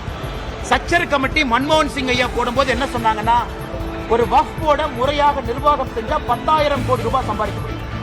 ஆனால் இன்னைக்கு எல்லாமே லாங் லீஸ்ட்ல கொடுத்து, தமிழ்நாட்டில் நான் குறிப்பா சொல்றேன், ஒரு சப் இன்ஸ்பெக்டர் திருநெல்வேலியில கொண்டாங்க. எது கொண்டாங்க? சமீபத்தில் ரிட்டையர்ட் சப் இன்ஸ்பெக்டர் எது கொண்டாங்க? வக்ஃப் பிரச்சனை, வக்ஃபுடைய சொத்தை ஒரு திமுக காரை அபகரிச்சு வச்சிருக்கிறான்னு சொன்னாங்க. அதை எதிர்த்து கேள்வி கேட்டதற்காக அவர் படுகொலை செய்யப்பட்டார். இன்னைக்கு ஏன் திமுக அதை எதிர்க்குது? பாதி ஊர்ல வக்ஃப் ப்ராப்பர்ட்டியை திமுக காரை அபகரிச்சு வச்சிருக்கிறான். அவன் அந்த ப்ராப்பர்ட்டியில வரக்கூடிய நியாயமான சொத்தை வக்ஃப் போர்டுக்கு அந்த பணம் போகல. அதனாலதான் வெறும் 126 கோடி ரூபாய் தான். நீங்களே யோசிச்சு பாருங்க, 39 லட்சம் ஏக்கர் வெறும் 126 கோடி ரூபாய் சம்பாதிக்கும். 4 ஆண்டுகள் கொடுத்து பாருங்க பத்திரிகை நண்பர்களே, நீங்க 4 ஆண்டுகள் கழிச்சு பாருங்க இந்த வக்ஃப் போர்டு எவ்வளவு சம்பாதிக்கிறது மட்டும் பாருங்க. அது எல்லாமே இஸ்லாமிய சொந்தங்களுக்கு அந்த பணம் போகணும். குறிப்பாக ஏழை இஸ்லாமிய சகோதரிகளுக்கு அந்த பணம் போக வேண்டும். அதனால் நிச்சயமாக இந்த அற்புதமான சட்டத்தை கொண்டு வந்ததற்காக பாரத பிரதமர் நரேந்திர மோடி ஐயா அவர்களுக்கு தமிழக பாரதிய ஜனதா கட்சி சார்பாக நாங்கள் பாராட்டுகளையும் நன்றிகளையும் வாழ்த்துக்களையும் தெரிவிச்சுக்கிறோம். 2வது முடிச்சோம் கேள்வி தரணும். 2வது மருதமலை கும்பாபிஷேகம் இன்னைக்கு நடந்தது. நம்முடைய முருகபெருமான் மருதமலையில முருகபெருமானுக்கு நடந்த கும்பாபிஷேகமா இல்ல திமுக காரங்களே அவர்களுக்கு அவர்கள் நடத்திய மாநாடான்னு சந்தேகமா இருக்கு. பக்தர்கள் எல்லாமே நேற்று சாயந்தரத்திலிருந்து படிக்கட்டுக்கு வெளியே நிக்க வச்சிருக்கிறாங்க. படியில் ஏற கூட விடல. அமைச்சர் சேகர் பாபு அவருடைய மனைவியும் குழந்தையும் போலீஸ் எஸ்கார்ட் போட்டு மருதமலை கூட்டிட்டு போறாங்க. இந்த அநியாயத்தை பார்த்திருக்கீங்களா? ஒரு அறநிலைத்துறை அமைச்சரனுடைய மனைவியும் மகளும் குடும்பமும் எஸ்கார்ட் போட்டு மருதமலை எஸ்கார்ட் போட்டு. ஆனா முருகபெருமானுக்கு சேவை செய்யக்கூடிய கோயம்புத்தூர் மக்கள் அவங்க எல்லாம் கையை கட்டிக்கிட்டு படி கீழே நிக்கிறாங்க. விபூதி கூட கொடுக்கல. 750 சிறப்பு தரிசன பாஸ். அந்த 750 கரைவேட்டி கட்டியிருக்கக்கூடிய திமுக காரங்களுக்கு கொடுத்துட்டாங்க. அப்ப தொடர்ந்து நாங்கள் சொல்லுவது, இன்னைக்கு மருதமலையில முருகபெருமான அவமானப்படுத்தி இருக்கிறாங்க. உண்மையான பக்தர்களை உள்ள விடல. கும்பாபிஷேகத்துல எப்படி நடத்தப்பட வேண்டுமோ அது போல நடத்தல. இது திமுக மாநாடு போல. சேகர் பாபு அவர்களுடைய மனைவியும் குழந்தையும் ஏதோ கோயம்புத்தூருக்கு டூரிசம் வந்துட்டு அப்படியே மருதமலைக்கு எட்டி பார்த்த மாதிரி வந்திருக்கிறாங்க. அதனால் இதை பாரதிய ஜனதா கட்சி வன்மையாக கண்டிக்கின்றோம். தமிழகத்தில் இதனால் தான் அறநிலைத்துறை இருக்கக்கூடாது என்று தொடர்ந்து சொல்லுகின்றோம். இதுவும் ஒரு பாயிண்ட் நோட் பண்ணிக்கங்க. அதனால முருகபெருமான் பனிஷ்மெண்ட் கொடுக்கட்டும். எந்த ஒரு அமைச்சர்களுமே கலந்துக்கல. ஏன் அந்த மரியாதை கூட முருகபெருமான் கொடுக்க மாட்டீங்களா? அமைச்சருக்கு அப்படி என்ன வேலை? ஒரு முக்கியமான கோயிலுடைய கும்பாபிஷேகம் நடக்குது, அமைச்சருக்கு தவிர என்ன வேலை? மாவட்டத்தினுடைய அமைச்சர் எங்க போனாரு? அறநிலைத்துறை அமைச்சர் எங்க போனாரு? ஏன் அவங்களாம் வந்து பங்கேற்க முடியாதா? அரசின் சார்பாக வந்து அமைச்சர் இருந்தால் தானே பிரச்சனை இருந்தால் சால்வ் பண்ண முடியும். அதனால் நிச்சயமாக இந்த வெக்கங்கட்ட செயலை பாரதிய ஜனதா கட்சி கண்டிக்கின்றோம். அதனால் அமைச்சர் சேகர் பாபு அவர்கள் இதே போலதான் கொஞ்ச நாளைக்கு முன்னாடி இங்க குடும்பம் பண்ணாருங்க. எங்கன்னு திருச்சியில ஸ்ரீரங்கம் கோயில், அங்கேயும் அவருடைய குடும்பம் இதே மாதிரி வந்து சொர்க்கவாசல் திறக்கிற அன்னைக்கு பிரச்சனை பண்ணி டோக்கன்ல வந்த பப்ளிக் எல்லாம் தள்ளி பெரிய பிரச்சனை ஆச்சு. அதனால் சேகர் பாபு அவருடைய செயல் தொடர்ந்து அத்துமீறி கொண்டிருக்கிறார். இதை முருகபெருமான பார்த்துக்கிட்டு இருக்காரு. தக்க நேரத்தில் பனிஷ்மெண்ட் கொடுப்பாரு நம்புறோம். செய்திகளை உடனுக்குடன் தெரிந்து கொள்ள டைம்ஸ் ஆஃப் 3 நியூஸ் சேனலை சப்ஸ்கிரைப் பண்ணுங்க. 1 கோடி பேர் 1 கோடி ஒப்பீனியன் இந்த வக்ஃப் ஜேபிசிக்கு மட்டுமே, ஜாயிண்ட் பார்லிமெண்டரி கமிட்டிக்கு இந்த வக்ஃப் சட்டம் 2025 அமெண்ட்மெண்ட் சட்டத்திற்கு 1 கோடி ஒப்பீனியன் கொடுத்திருக்காங்க. அதையெல்லாம் கருத்தில் ஏற்றுக்கிட்டு ஜேபிசி 13 அமெண்ட்மெண்ட் ஒரிஜினலாக நம்முடைய மத்திய அரசு என்ன ப்ரப்போஸ் பண்ணியிருந்தாங்க அதில் 13 மாற்றங்களை கொண்டு வந்து லோக்சபா ராஜ்யசபா இரண்டிலும் கூட அது வெற்றிகரமாக நிறைவேறிக்கிறது. இதை பாரதிய ஜனதா கட்சி தமிழ்நாடு நாங்கள் இதை வரவேற்கின்றோம். குறிப்பாக நம்முடைய இஸ்லாமிய சொந்தங்களுக்கு, அதிலும் இஸ்லாமிய மதத்தில் இருக்கக்கூடிய ஏழை இஸ்லாமிய சொந்தங்களுக்கு இது ஒரு பெரிய வரப்பிரசாதமாக நாங்கள் பார்க்கின்றோம். ஏன்னா நிறைய தமிழகத்தில் அரசியல் கட்சிகள் குழப்பத்தை ஏற்படுத்துறாங்க. வழக்கம் போல அரசியல் கட்சிகள் போராட்டம் எல்லாம் பண்றாங்க. அதனால் இந்த சட்டத்தை பற்றி கொஞ்சம் தெளிவாக எடுத்துரைக்க வேண்டியது எங்களுடைய கடமையாக இந்த நேரத்தில் நாங்கள் கருதுகின்றோம். அன்பு சொந்தங்களே, நம்முடைய சுதந்திரத்திற்கு முன்பு 1947க்கு முன்பு இந்த வக்ஃப் அப்படிங்கிறது என்னன்னாங்க, ஒரு இஸ்லாமியர் மதத்தின் மீது நம்பிக்கை இருக்கிறவர் ஒரு சொத்தை அவர் அதை சேரிட்டிக்காக, அந்த சொத்தின் மூலம் வரக்கூடிய வருமானம் நல்ல ஒரு காரியங்களுக்காக பயன்படுத்தப்பட வேண்டும் என்று அளிக்கக்கூடிய ஒரு சொத்தினுடைய பெயர் தான் வக்ஃப். அதை பராமரிக்கக்கூடியதுக்கு தான் மத்திய அரசு மாநில அரசு இன்வால்வ் ஆகும். சுதந்திரத்திற்கு முன்பு 1947க்கு முன்பு 1913 பிரிட்டிஷ் அரசு முதலாக இதை பராமரிப்பதற்காக ஒரு சட்டத்தை கொண்டு வர்றாங்க. முசல்மான் வக்ஃப் வேலிடேட்டிங் ஆக்ட் 1913. 23ல ஒரு மாற்றம் கொண்டு வர்றாங்க. 1923 1930 ஒரு மாற்றம் கொண்டு வர்றாங்க. ஆனா சுதந்திரத்திற்கு பிறகுதான் முறையான ஒரு சட்டம் வக்ஃப் ஆக்ட் 1954 1954 முறையான ஒரு சட்டம். ஒரு மாநிலத்தில் வக்ஃப் போர்டு, ஒரு மாநிலத்தில் இந்த சொத்தை பராமரிப்பதற்காக ஒரு போர்டு வேண்டும். மத்திய அரசு சென்ட்ரல் வக்ஃப் கவுன்சில், அதாவது மாநிலத்தில் இருக்கக்கூடிய வக்ஃப் போர்டு எல்லாம் பராமரிப்பதற்கு ஒரு கவுன்சில் வேணும், சென்ட்ரல் கவுன்சில். இதெல்லாம் 1954 படிக்கும். சின்ன சின்ன மாற்றங்கள் தொடர்ச்சியாக நடக்குது. பெரிய மாற்றம் 1995 வக்ஃப் ஆக்ட் 1995. 95ல் ஒரு பெரிய மாற்றத்தை கொண்டு வர்றாங்க. என்ன மாற்றம்னா ட்ரிபியூனல்ஸ் கொண்டு வர்றாங்க. ஒரு பிரச்சனை இருந்தா யாரு சால்வ் பண்ணுவா, ட்ரிபியூனல் எப்படி இருக்கணும், ஒரு சொத்து வக்ஃப் சொத்தா இல்லையான்னு எப்படி முடிவு பண்றது, இதெல்லாம் 95. காங்கிரஸ் ஆட்சி முடியும் தருவாயில 2013ல ஒரு பெரிய மாற்றத்தை கொண்டு வர்றாங்க. அதாவது 95 சட்டத்துக்கு 2013ல கொஞ்சம் அமெண்ட்மெண்ட்ஸ் கொண்டு வர்றாங்க. இன்னைக்கு 12 ஆண்டுகள் கழித்து மறுபடியும் அந்த 95 சட்டத்துல 2013ல கொண்டு வந்த மாற்றங்கள் அதனுடைய சார்ந்து இன்னைக்கு 2025ல மாற்றங்களோடு வக்ஃப் ஆக்ட் 2025 நிறைவேற்றிருக்கு. இதுல என்ன புதுசு? எதற்காக எதிர்க்கட்சி நண்பர்கள் சில பேர் தமிழகத்தில் குற்றம் சுமத்துறாங்க. 1913 2013 வரை மொத்தமாக இந்தியால வக்ஃப் போர்டு அவங்களுக்கு கீழே இருந்த சொத்து 18 லட்சம் ஏக்கர். 1913 2013 வரை 18 லட்சம் ஏக்கர். 2013 2025 வரைக்கும் புதிதாக 21 லட்சம் ஏக்கர் ஆட் ஆயிருக்கு. அப்ப கணக்கு போட்டு பாருங்க.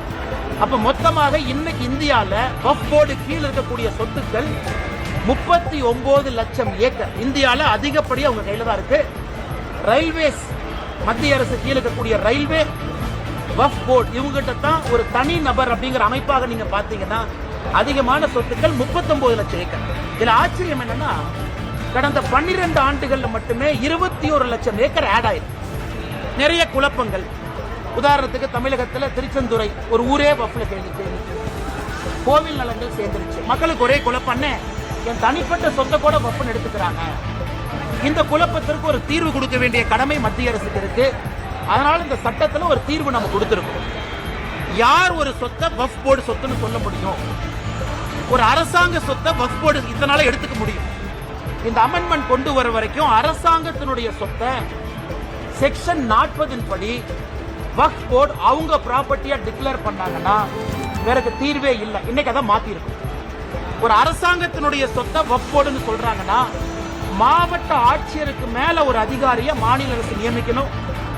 அந்த அதிகாரி எல்லாம் பரிந்துரைச்சு பார்த்துட்டு மாவட்ட ஆட்சியருக்கு சொல்லுவாரு இது அரசாங்க சொத்தா வக்ஃப் சொத்தா. முதல்ல அரசாங்க சொத்து ஒரு நேர்மையான முறையில காப்பாற்றப்பட்டிருக்கு. இரண்டாவது, வக்ஃப் போர்டை பொறுத்த வரைக்கும் ஒரு சொத்தை கொடுக்குறீங்கன்னா அது யாரு கொடுக்கலாம்னு இன்னைக்கு வரைமுறை கொண்டு வந்திருக்கும்.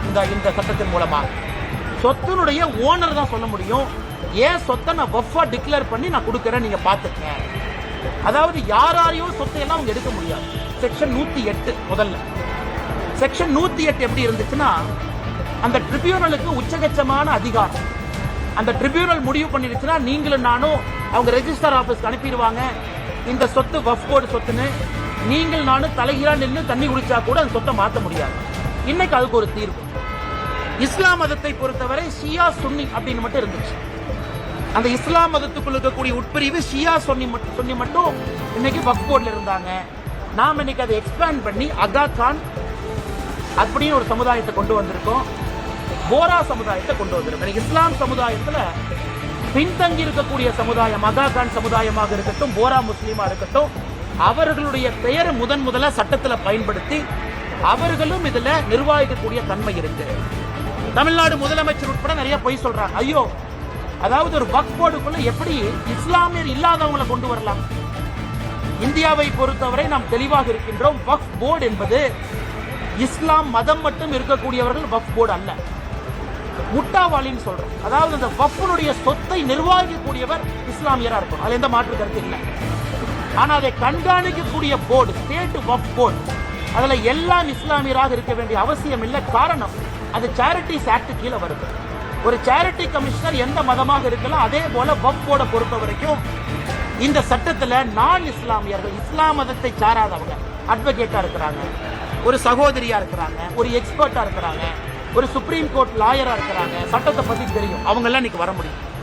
இதை வேண்டுமென்றே தமிழகத்தில் திமுக போன்ற சில கட்சிகள் ஐயோ இஸ்லாம் மதத்தை சாராதவங்க எல்லாம் கொண்டு வர்றாங்க, அது கிடையாது.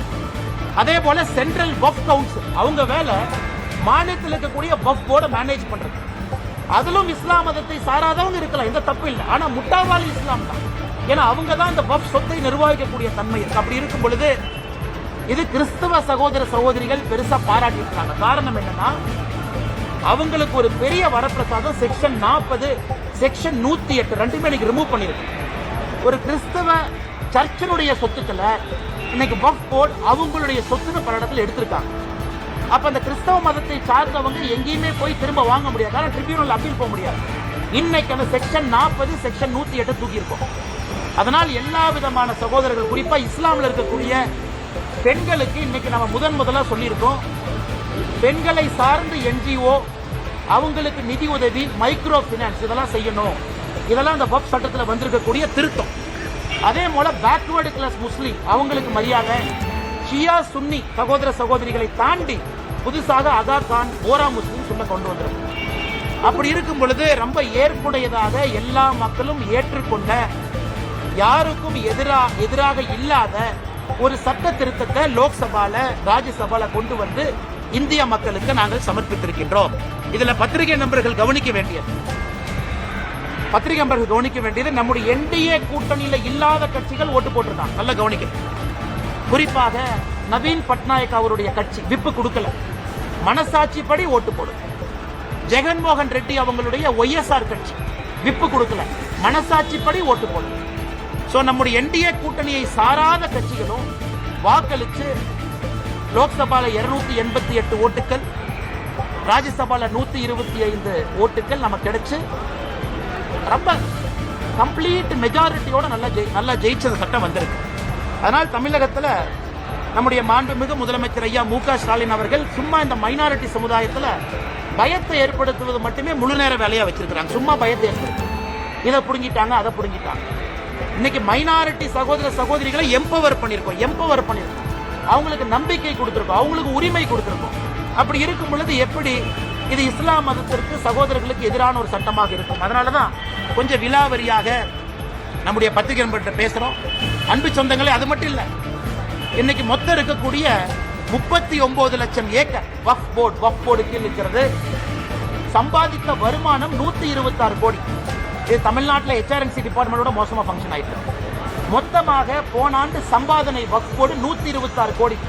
சச்சர் கமிட்டி மன்மோகன் சிங் ஐயா போடும்போது என்ன சொன்னாங்கன்னா, ஒரு வஃப் போர்டை முறையாக நிர்வாகம் செஞ்சா 10,000 கோடி ரூபாய் சம்பாதிக்க முடியும். ஆனால் இன்னைக்கு எல்லாமே லாங் லீஸ்ல கொடுத்து, தமிழ்நாட்டில் நான் குறிப்பா சொல்றேன், ஒரு சப் இன்ஸ்பெக்டர் திருநெல்வேலியில கொண்டாங்க. எது கொண்டாங்க? சமீபத்தில் ரிட்டையர்ட் சப் இன்ஸ்பெக்டர் எது கொண்டாங்க? வக்ஃப் பிரச்சனை, வஃப்னுடைய சொத்தை ஒரு திமுக காரை அபகரிச்சு வச்சிருக்கிறான்னு சொன்னாங்க. அதை எதிர்த்து கேள்வி கேட்டதற்காக அவர் படுகொலை செய்யப்பட்டார். இன்னைக்கு திமுக அதை எதிர்க்குது. பாதி ஊர்ல வக்ஃப் ப்ராப்பர்ட்டியை திமுக காரை அபகரிச்சு வச்சிருக்கிறான். அவன் அந்த ப்ராப்பர்ட்டியில வரக்கூடிய நியாயமான சொத்தை வக்ஃப் போர்டுக்கு அந்த பணம் போகல. அதனாலதான் வெறும் 126 கோடி ரூபாய் தான். நீங்களே யோசிச்சு பாருங்க, 39 லட்சம் ஏக்கர் வெறும் 126 கோடி ரூபாய் சம்பாதிக்கும். 4 ஆண்டுகள் கொடுத்து பாருங்க பத்திரிகை நண்பர்களே, நீங்க 4 ஆண்டுகள் கழிச்சு பாருங்க இந்த வக்ஃப் போர்டு எவ்வளவு சம்பாதிக்கிறது மட்டும் பாருங்க. அது எல்லாமே இஸ்லாமிய சொந்தங்களுக்கு அந்த பணம் போகணும். குறிப்பாக ஏழை இஸ்லாமிய சகோதரிகளுக்கு அந்த பணம் போக வேண்டும். அதனால் நிச்சயமாக இந்த அற்புதமான சட்டத்தை கொண்டு வந்ததற்காக பாரத பிரதமர் நரேந்திர மோடி ஐயா அவர்களுக்கு தமிழக பாரதிய ஜனதா கட்சி சார்பாக நாங்கள் பாராட்டுகளையும் நன்றிகளையும் வாழ்த்துக்களையும் தெரிவிச்சுக்கிறோம். 2வது முடிச்சோம் கேள்வி தரேன். 2வது மருதமலை கும்பாபிஷேகம் இன்னைக்கு நடந்தது. நம்முடைய மருதமலையில முருகபெருமானுக்கு நடந்த கும்பாபிஷேகமா இல்ல திமுக காரங்களே அவர்கள் நடத்திய மாநாடான்னு சந்தேகமா இருக்கு. பக்தர்கள் எல்லாமே நேற்று சாயந்தரத்திலிருந்து படிக்கட்டுக்கு வெளியே நிக்க வச்சிருக்கிறாங்க. படியில் ஏற கூட விடல. அமைச்சர் சேகர் பாபு அவருடைய மனைவியும் குழந்தையும் போலீஸ் எஸ்கார்ட் போட்டு மருதமலை கூட்டிட்டு போறாங்க. இந்த அநியாயத்தை பார்த்துருக்கீங்களா? ஒரு அறநிலைத்துறை அமைச்சரனுடைய மனைவியும் மகளும் குடும்பமும் எஸ்கார்ட் போட்டு மருதமலை எஸ்கார்ட் போட்டு. ஆனா முருகபெருமானுக்கு சேவை செய்யக்கூடிய கோயம்புத்தூர் மக்கள் அவங்கெல்லாம் கையை கட்டிக்கிட்டு படி கீழே நிக்கிறாங்க. விபூதி கூட கொடுக்கல. 750 சிறப்பு தரிசன பாஸ். அந்த 750 கரைவேட்டி கட்டியிருக்கக்கூடிய திமுக காரங்களுக்கு கொடுத்துட்டாங்க. அப்ப தொடர்ந்து நாங்கள் சொல்லுவது, இன்னைக்கு மருதமலையில முருகபெருமான அவமானப்படுத்தி இருக்கிறாங்க. உண்மையான பக்தர்களை உள்ள விடல. கும்பாபிஷேகத்துல எப்படி நடத்தப்பட வேண்டுமோ அது போல நடத்தல. இது திமுக மாநாடு போல. சேகர் பாபு அவங்களுடைய மனைவியும் குழந்தையும் ஏதோ கோயம்புத்தூருக்கு டூரிசம் வந்துட்டு அப்படியே மருதமலைக்கு எட்டி பார்த்த மாதிரி வந்திருக்கிறாங்க. அதனால இதை பாரதிய ஜனதா கட்சி வன்மையாக கண்டிக்கின்றோம். தமிழகத்தில் இதனால் தான் அறநிலைத்துறை இருக்கக்கூடாது என்று தொடர்ந்து சொல்லுகின்றோம். இதுவும் ஒரு பாயிண்ட் நோட் பண்ணிக்கங்க. அதனால முருகபெருமான் பனிஷ்மெண்ட் கொடுக்கட்டும். எந்த ஒரு அமைச்சர்களுமே கலந்துக்கல.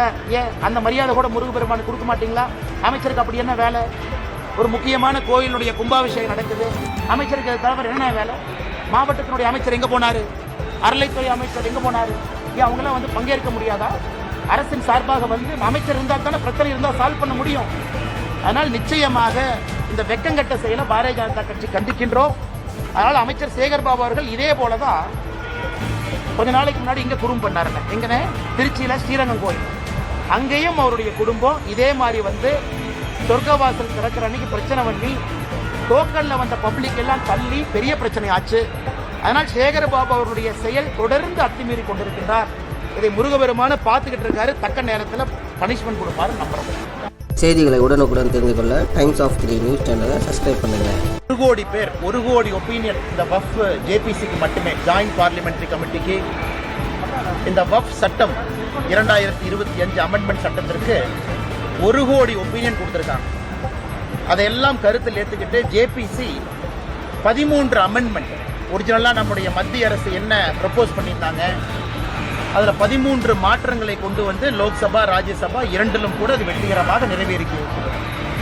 இதை பாரதிய ஜனதா கட்சி தமிழ்நாடு நாங்கள் இதை வரவேற்கின்றோம். குறிப்பாக நம்முடைய இஸ்லாமிய சொந்தங்களுக்கு, அதிலும் இஸ்லாமிய மதத்தில் இருக்கக்கூடிய ஏழை இஸ்லாமிய சொந்தங்களுக்கு இது ஒரு பெரிய வரப்பிரசாதமாக நாங்கள் பார்க்கின்றோம். ஏன்னா நிறைய தமிழகத்தில் அரசியல் கட்சிகள் குழப்பத்தை ஏற்படுத்துறாங்க. வழக்கம் போல அரசியல் கட்சிகள் போராட்டம் எல்லாம் பண்றாங்க. அதனால் இந்த சட்டத்தை பற்றி கொஞ்சம் தெளிவாக எடுத்துரைக்க வேண்டியது எங்களுடைய கடமையாக இந்த நேரத்தில் நாங்கள் கருதுகின்றோம். அன்பு சொந்தங்களே, நம்முடைய சுதந்திரத்திற்கு முன்பு 1947க்கு முன்பு இந்த வஃப் அப்படிங்கிறது என்னன்னாங்க, ஒரு இஸ்லாமியர் மதத்தின் மீது நம்பிக்கை இருக்கிறவர் ஒரு சொத்தை அவர் அதை சேரிட்டிக்காக, அந்த சொத்தின் மூலம் வரக்கூடிய வருமானம் நல்ல ஒரு காரியங்களுக்காக பயன்படுத்தப்பட வேண்டும் என்று அளிக்கக்கூடிய ஒரு சொத்தினுடைய பெயர் தான் வஃப். அதை பராமரிக்கக்கூடியதுக்கு தான் மத்திய அரசு மாநில அரசு இன்வால்வ் ஆகும். சுதந்திரத்திற்கு முன்பு 1947க்கு முன்பு 1913 பிரிட்டிஷ் அரசு முதலாக இதை பராமரிப்பதற்காக ஒரு சட்டத்தை கொண்டு வர்றாங்க. Musalman Waqf validating act 1913. 23 ஒரு மாற்றம் கொண்டு வர்றாங்க. 1923 1930 ஒரு மாற்றம் கொண்டு வர்றாங்க. ஆனா சுதந்திரத்திற்கு பிறகுதான் முறையான ஒரு சட்டம் வஃப் ஆக்ட் 1954 1954 முறையான ஒரு சட்டம். ஒரு மாநிலத்தில் வஃப் போர்டு, ஒரு மாநிலத்தில் இந்த சொத்தை பராமரிப்பதற்காக ஒரு போர்டு வேண்டும். மத்திய அரசு சென்ட்ரல் வஃப் கவுன்சில், அதாவது மாநிலத்தில் இருக்கக்கூடிய வஃப் போர்டு எல்லாம் பராமரிப்பதற்கு ஒரு கவுன்சில் வேணும், சென்ட்ரல் கவுன்சில். இதெல்லாம் 1954 வரைக்கும் சின்ன சின்ன மாற்றங்கள் தொடர்ச்சியாக நடக்குது. பெரிய மாற்றம் 1995 வஃப் ஆக்ட் 1995 95 ஒரு பெரிய மாற்றத்தை கொண்டு வர்றாங்க. என்ன மாற்றம்னா ட்ரிபியூனல்ஸ் கொண்டு வர்றாங்க. ஒரு பிரச்சனை இருந்தா யாரு சால்வ் பண்ணுவா, ட்ரிபியூனல் எப்படி இருக்கணும், ஒரு சொத்து வஃப் சொத்தா இல்லையான்னு எப்படி முடிவு பண்றது, இதெல்லாம் 95. காங்கிரஸ் ஆட்சி முடியும் தருவாயில 2013 ஒரு பெரிய மாற்றத்தை கொண்டு வர்றாங்க. அதாவது 95 சட்டத்துக்கு 2013 கொஞ்சம் அமெண்ட்மெண்ட்ஸ் கொண்டு வர்றாங்க. இன்னைக்கு 12 ஆண்டுகள் கழித்து மறுபடியும் அந்த 95 சட்டத்துல 2013 கொண்டு வந்த மாற்றங்கள் அதனுடைய சார்ந்து இன்னைக்கு 2025 மாற்றங்களோடு வஃப் ஆக்ட் 2025 நிறைவேற்றிருக்கு. இதுல என்ன புதுசு? எதற்காக எதிர்க்கட்சி நண்பர்கள் சில பேர் தமிழகத்துல குற்றம் சுமத்துறாங்க? 1913 2013 வரை மொத்தமாக இந்தியால வக்ஃப் போர்டு அவங்களுக்கு கீழே இருந்த சொத்து 18 லட்சம் ஏக்கர். 1913 2013 வரை 18 லட்சம் ஏக்கர். 2013 2025 வரைக்கும் புதிதாக 21 லட்சம் ஏக்கர் ஆட் ஆயிருக்கு. அப்ப கணக்கு போட்டு பாருங்க. அப்ப மொத்தமாக இன்னைக்கு இந்தியால வக்ஃப் போர்டு கீழ் இருக்கக்கூடிய சொத்துக்கள் 39 லட்சம் ஏக்கர். இந்தியால அதிகப்படியா அவங்க கையில தான் இருக்கு. ரயில்வேஸ், மத்திய அரசு கீழ் இருக்கக்கூடிய ரயில்வே, வக்ஃப் போர்டு இவங்கிட்ட தான் ஒரு தனி நபர் அப்படிங்கிற அமைப்பாக நீங்க பாத்தீங்கன்னா அதிகமான சொத்துக்கள் 39 லட்சம் ஏக்கர். இதுல ஆச்சரியம் என்னன்னா கடந்த 12 ஆண்டுகள்ல மட்டுமே 21 லட்சம் ஏக்கர் ஆட் ஆயிருக்கு. நிறைய குழப்பங்கள். உதாரணத்துக்கு தமிழகத்துல திருச்செந்துறை ஒரு ஊரே வக்ஃப்ல கேள்வி, கோவில் நலங்கள் சேர்ந்துருச்சு. மக்களுக்கு ஒரே குழப்பம், என் தனிப்பட்ட சொத்தை கூட வக்ஃப்னு எடுத்துக்கிறாங்க. இந்த குழப்பத்திற்கு ஒரு தீர்வு கொடுக்க வேண்டிய கடமை மத்திய அரசுக்கு இருக்கு. அதனால இந்த சட்டத்துல ஒரு தீர்வு நம்ம கொடுத்திருக்கோம். யார் ஒரு சொத்தை வக்ஃப் போர்டு சொத்துன்னு சொல்ல முடியும்? ஒரு அரசாங்க சொத்தை வக்ஃப் போர்டு இதனால எடுத்துக்க முடியும். இந்த அமெண்ட்மெண்ட் கொண்டு வர வரைக்கும் அரசாங்கத்தினுடைய சொத்தை செக்ஷன் 40 படி வக்ஃப் போர்டு அவங்க ப்ராப்பர்ட்டியா டிக்ளேர் பண்ணாங்கன்னா வேற தீர்வே இல்லை. இன்னைக்கு அதை மாத்தி இருக்கு. ஒரு அரசாங்கத்தினுடைய சொத்தை வக்ஃப் போர்டுன்னு சொல்றாங்கன்னா மாவட்ட ஆட்சியருக்கு மேல ஒரு அதிகாரியை மாநில அரசு நியமிக்கணும். அந்த அதிகாரி எல்லாம் பரிந்துரைச்சு பார்த்துட்டு மாவட்ட ஆட்சியருக்கு சொல்லுவாரு இது அரசாங்க சொத்தா வக்ஃப் சொத்தா. முதலா அரசாங்க சொத்து ஒரு நேர்மையான முறையில காப்பாற்றப்பட்டிருக்கு. இரண்டாவது, வக்ஃப் போர்டை பொறுத்த வரைக்கும் ஒரு சொத்தை கொடுக்குறீங்கன்னா அது யாரு கொடுக்கலாம்னு இன்னைக்கு வரைமுறை கொண்டு வந்திருக்கும். இந்த சட்டத்தின் மூலமா சொத்தினுடைய ஓனர் தான் சொல்ல முடியும். ஏன் சொத்தை நான் வக்ஃபா டிக்ளேர் பண்ணி நான் கொடுக்கறேன், நீங்க பாத்துக்க. அதாவது யாரையும் சொத்தை எல்லாம் அவங்க எடுக்க முடியாது. செக்ஷன் 108 முதல்ல.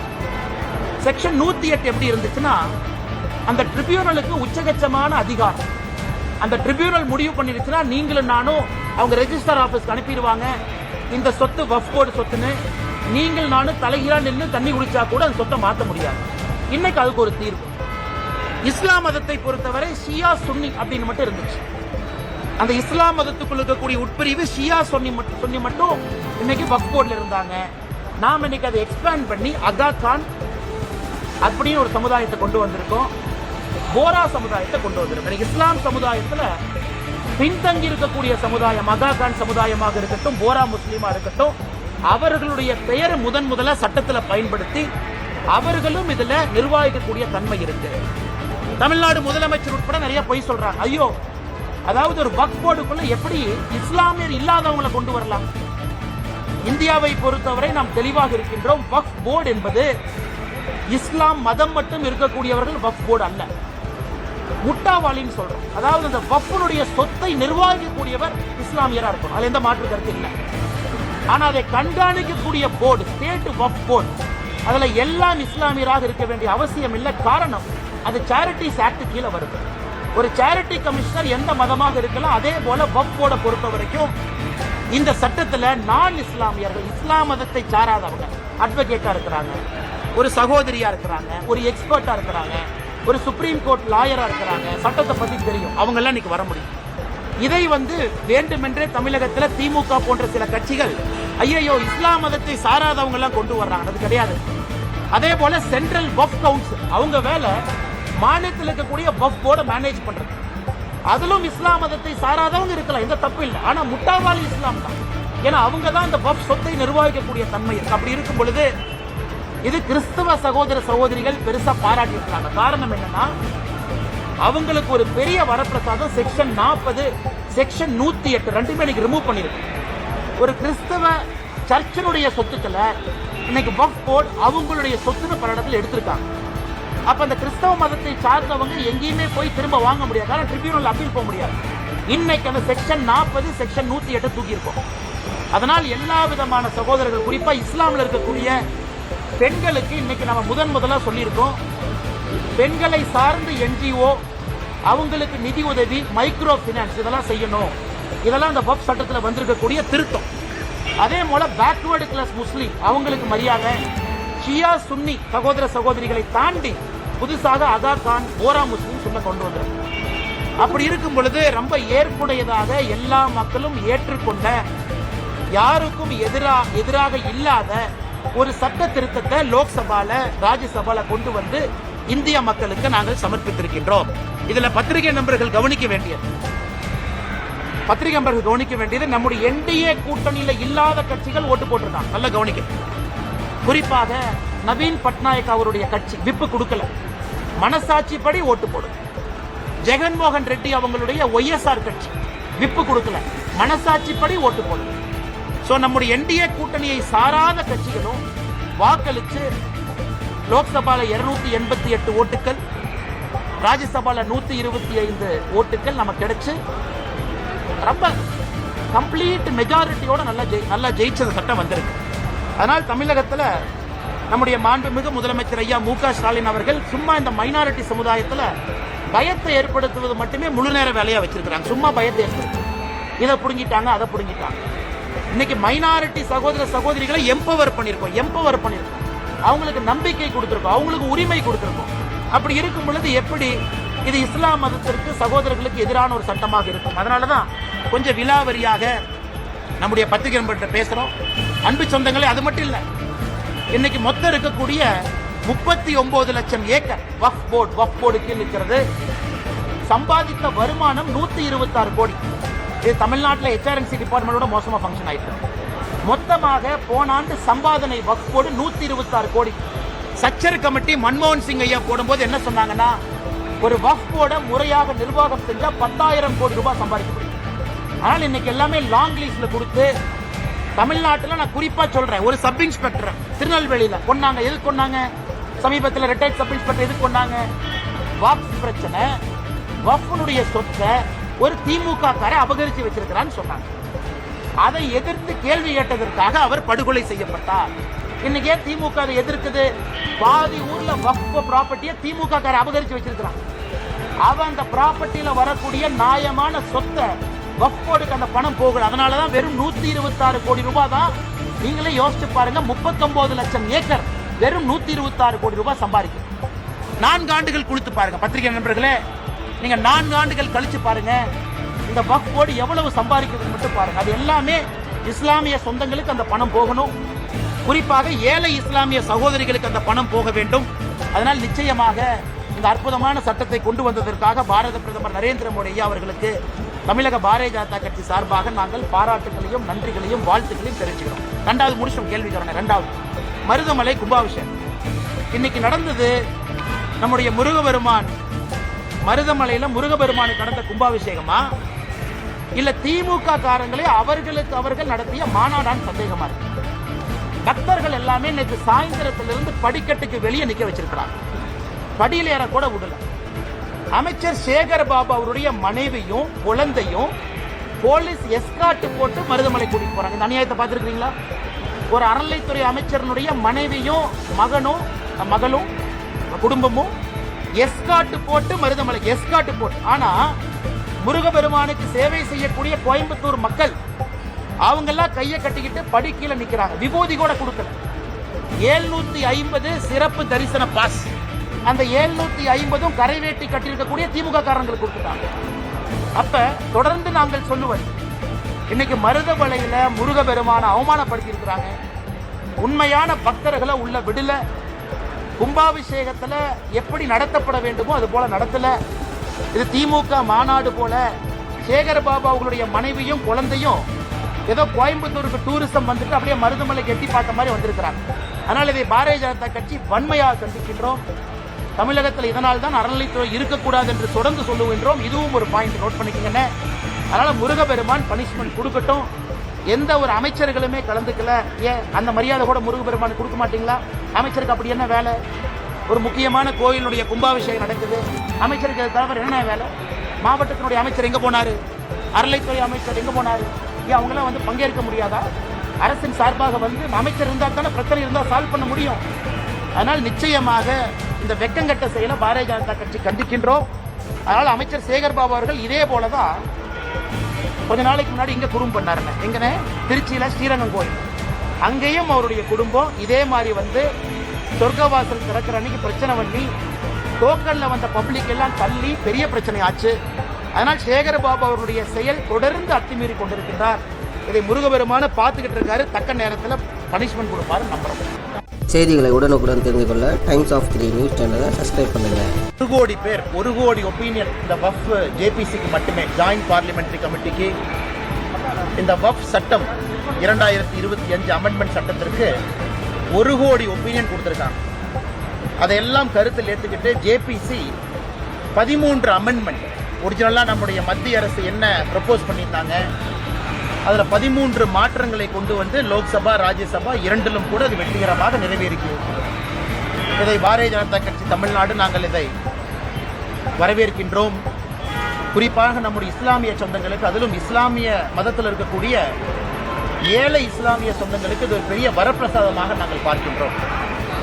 ஏன்னா நிறைய தமிழகத்தில் அரசியல் கட்சிகள் குழப்பத்தை ஏற்படுத்துறாங்க. வழக்கம் போல அரசியல் கட்சிகள் போராட்டம் எல்லாம் பண்றாங்க. அதனால் இந்த சட்டத்தை பற்றி கொஞ்சம் தெளிவாக எடுத்துரைக்க வேண்டியது எங்களுடைய கடமையாக இந்த நேரத்தில் நாங்கள் கருதுகின்றோம். அன்பு சொந்தங்களே, நம்முடைய சுதந்திரத்திற்கு முன்பு 1947க்கு முன்பு இந்த வஃப் அப்படிங்கிறது என்னன்னாங்க, ஒரு இஸ்லாமியர் மதத்தின் மீது நம்பிக்கை இருக்கிறவர் ஒரு சொத்தை அவர் அதை சேரிட்டிக்காக, அந்த சொத்தின் மூலம் வரக்கூடிய வருமானம் நல்ல ஒரு காரியங்களுக்காக பயன்படுத்தப்பட வேண்டும் என்று அளிக்கக்கூடிய ஒரு சொத்தினுடைய பெயர் தான் வஃப். அதை பராமரிக்கக்கூடியதுக்கு தான் மத்திய அரசு மாநில அரசு இன்வால்வ் ஆகணும்.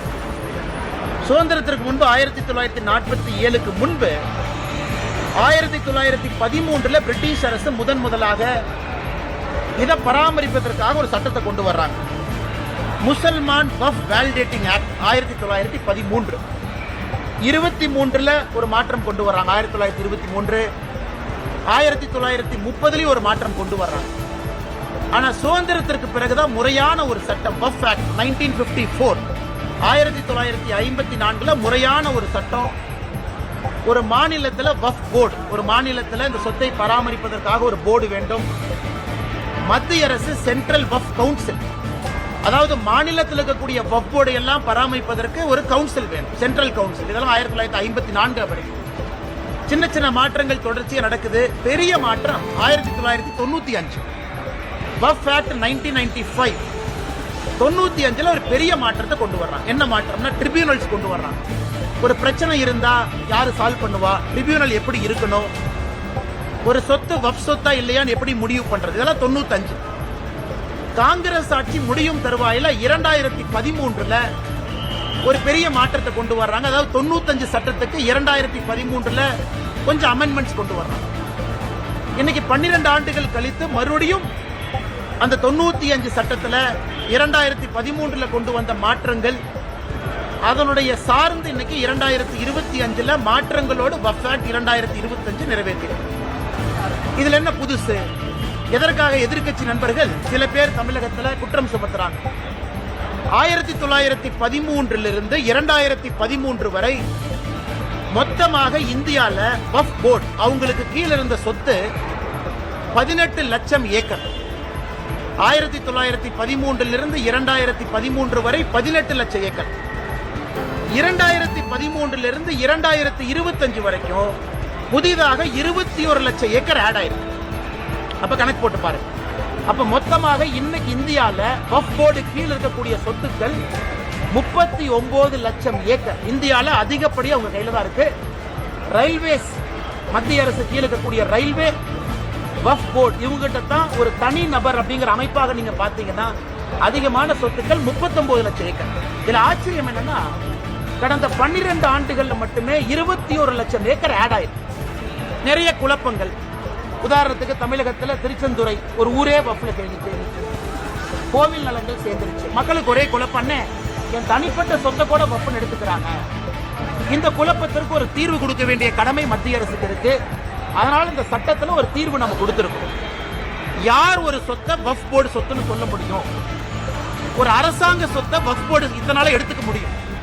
இந்த அமெண்ட்மெண்ட் கொண்டு வர வரைக்கும் அரசாங்கத்தினுடைய சொத்தை செக்ஷன் 40 படி வக்ஃப் போர்டு அவங்க ப்ராப்பர்ட்டியா டிக்ளேர் பண்ணாங்கன்னா வேற தீர்வே இல்லை. இன்னைக்கு அதை மாத்தி இருக்கும். ஒரு அரசாங்கத்தினுடைய சொத்தை வக்ஃப் போர்டுன்னு சொல்றாங்கன்னா மாவட்ட ஆட்சியருக்கு மேல ஒரு அதிகாரியை மாநில அரசு நியமிக்கணும். அந்த அதிகாரி எல்லாம் பரிந்துரைச்சு பார்த்துட்டு மாவட்ட ஆட்சியருக்கு சொல்லுவாரு, இது அரசாங்க சொத்தா வக்ஃப் சொத்தா. முதல்ல அரசாங்க சொத்து ஒரு நேர்மையான முறையில காப்பாற்றப்பட்டிருக்கு. இரண்டாவது, வக்ஃப் போர்டை பொறுத்த வரைக்கும் ஒரு சொத்தை கொடுக்குறீங்கன்னா அது யாரு கொடுக்கலாம்னு இன்னைக்கு வரைமுறை கொண்டு வந்திருக்கும். இந்த சட்டத்தின் மூலமா சொத்தினுடைய ஓனர் தான் சொல்ல முடியும், ஏன் சொத்தை நான் வக்ஃபா டிக்ளேர் பண்ணி நான் கொடுக்கறேன், நீங்க பாத்துக்கங்க. அதாவது யாரையும் சொத்தை எல்லாம் அவங்க எடுக்க முடியாது. செக்ஷன் 108 முதல்ல செக்ஷன் 108 எப்படி இருந்துச்சுன்னா, அந்த ட்ரிபியூனலுக்கு உச்சகட்சமான அதிகாரம். அந்த ட்ரிபியூனல் முடிவு பண்ணிருச்சுன்னா நீங்களும் நானும் அவங்க ரெஜிஸ்டர் ஆபீஸ்க்கு அனுப்பிடுவாங்க, இந்த சொத்து வக்ஃப் போர்டு சொத்துன்னு. நீங்கள் நானும் தலைகீழா நின்று தண்ணி குடிச்சா கூட அந்த சொத்தை மாற்ற முடியாது. இன்னைக்கு அதுக்கு ஒரு தீர்வு. இஸ்லாம் மதத்தை பொறுத்தவரை ஷியா சுன்னி அப்படின்னு மட்டும் இருந்துச்சு. அந்த இஸ்லாம் மதத்துக்குள்ள இருக்கக்கூடிய உட்பிரிவு ஷியா சுன்னி மட்டும் இன்னைக்கு வக்ஃப் போர்டுல இருந்தாங்க. நாம் இன்னைக்கு அதை எக்ஸ்பேண்ட் பண்ணி அகா கான் அப்படின்னு ஒரு சமுதாயத்தை கொண்டு வந்திருக்கோம், போரா சமுதாயத்தை கொண்டு வந்திருக்கோம். இஸ்லாம் சமுதாயத்துல பின்தங்கி இருக்கக்கூடிய சமுதாயம் அகா கான் சமுதாயமாக இருக்கட்டும், போரா முஸ்லீமா இருக்கட்டும், அவர்களுடைய பெயரை முதல்ல சட்டத்துல பயன்படுத்தி அவர்களும் இதுல நிர்வகிக்கக்கூடிய தன்மை இருக்கு. தமிழ்நாடு முதலமைச்சர் உட்பட நிறைய பொய் சொல்றாங்க. ஐயோ, அதாவது ஒரு வக்ஃப் போர்டுக்குள்ள எப்படி இஸ்லாமியர் இல்லாதவங்களை கொண்டு வரலாம்?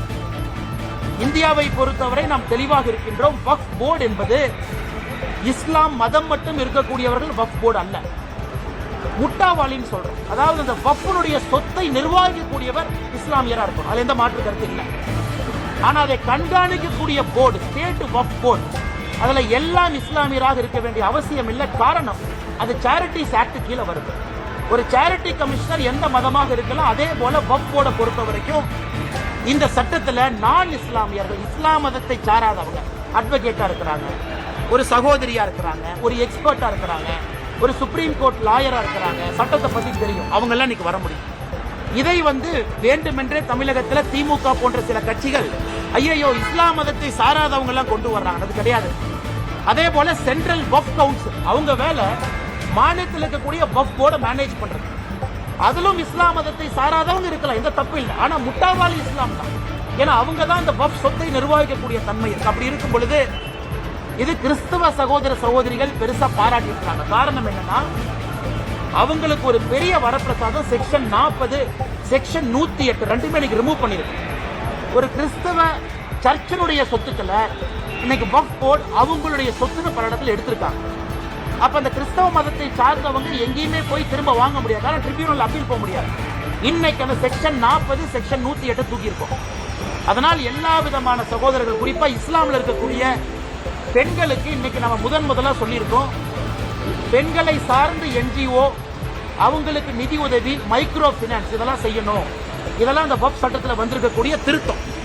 அதே போல பேக்வர்டு கிளாஸ் முஸ்லீம் அவங்களுக்கு மரியாதை, ஷியா சுன்னி சகோதர சகோதரிகளை தாண்டி புதுசாக அகா கான் போரா முஸ்லீம் சொல்ல கொண்டு வந்திருக்கோம். அப்படி இருக்கும் பொழுது ரொம்ப ஏற்புடையதாக எல்லா மக்களும் ஏற்றுக்கொண்ட, யாருக்கும் எதிராக இல்லாத ஒரு சட்ட திருத்தத்தை லோக்சபால ராஜ்யசபால கொண்டு வந்து இந்திய மக்களுக்கு நாங்கள் சமர்ப்பித்திருக்கின்றோம். இதுல பத்திரிகை நண்பர்கள் கவனிக்க வேண்டியது நம்முடைய என்டிஏ கூட்டணியில இல்லாத கட்சிகள் ஓட்டு போட்டிருக்காங்க. நல்லா கவனிக்கணும். குறிப்பாக நவீன் பட்நாயக் அவருடைய கட்சி விப்பு கொடுக்கல, மனசாட்சிப்படி ஓட்டு போடும். ஜெகன்மோகன் ரெட்டி அவங்களுடைய ஒய்எஸ்ஆர் கட்சி விப்பு கொடுக்கல, மனசாட்சிப்படி ஓட்டு போடும்.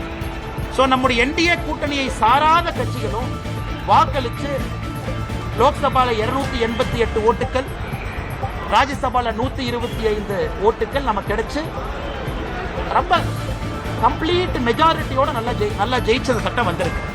அதனால் தமிழகத்தில் நம்முடைய மாண்புமிகு முதலமைச்சர் ஐயா மு க ஸ்டாலின் அவர்கள் சும்மா இந்த மைனாரிட்டி சமுதாயத்தில் பயத்தை ஏற்படுத்துவது மட்டுமே முழு நேர வேலையா வச்சிருக்கிறாங்க. சும்மா பயத்தை ஏற்படுத்து, இதை புடுங்கிட்டாங்க, அதை புடுங்கிட்டாங்க. இன்னைக்கு மைனாரிட்டி சகோதர சகோதரிகளை எம்பவர் பண்ணிருக்கோம், அவங்களுக்கு நம்பிக்கை கொடுத்திருக்கோம், அவங்களுக்கு உரிமை கொடுத்திருக்கோம். அப்படி இருக்கும் பொழுது எப்படி இது இஸ்லாம் மதத்திற்கு சகோதரர்களுக்கு எதிரான ஒரு சட்டமாக இருக்கும்? அதனாலதான் கொஞ்சம் விலாவரியாக நம்முடைய பத்திரிகை நண்பர்கிட்ட பேசுறோம். அன்பு சொந்தங்களே, அது மட்டும் இல்ல, இன்னைக்கு மொத்தம் இருக்கக்கூடிய 39 லட்சம் ஏக்கர் வக்ஃப் போர்டுக்கு இருக்கிறது. சம்பாதித்த வருமானம் 126 கோடி. இது தமிழ்நாட்டில் HRNC டிபார்ட்மெண்டோட மோசமாக ஃபங்க்ஷன் ஆயிட்டு. மொத்தமாக போன ஆண்டு சம்பாதனை வக்ஃப் போர்டு 126 கோடி. சச்சர் கமிட்டி மன்மோகன் சிங் ஐயா போடும்போது என்ன சொன்னாங்கன்னா, ஒரு வக்ஃப் போர்டை முறையாக நிர்வாகம் செஞ்சா 10,000 கோடி ரூபாய் சம்பாதிக்க முடியும். ஆனால் இன்னைக்கு எல்லாமே லாங் லீஸ்ட்ல கொடுத்து, தமிழ்நாட்டில் நான் குறிப்பா சொல்றேன், ஒரு சப் இன்ஸ்பெக்டர் திருநெல்வேலியில கொண்டாங்க. எது கொண்டாங்க? சமீபத்தில் ரிட்டையர்ட் சப் இன்ஸ்பெக்டர் எது கொண்டாங்க? வக்ஃப் பிரச்சனை, வக்ஃபுடைய சொத்தை ஒரு திமுக காரை அபகரித்து வச்சிருக்கிறான்னு சொன்னாங்க. அதை எதிர்த்து கேள்வி கேட்டதற்காக அவர் படுகொலை செய்யப்பட்டார். இன்னைக்கு ஏன் திமுக அதை எதிர்க்குது? பாதி ஊர்ல வக்ஃப் ப்ராப்பர்ட்டியை திமுக காரை அபகரித்து வச்சிருக்கிறான்.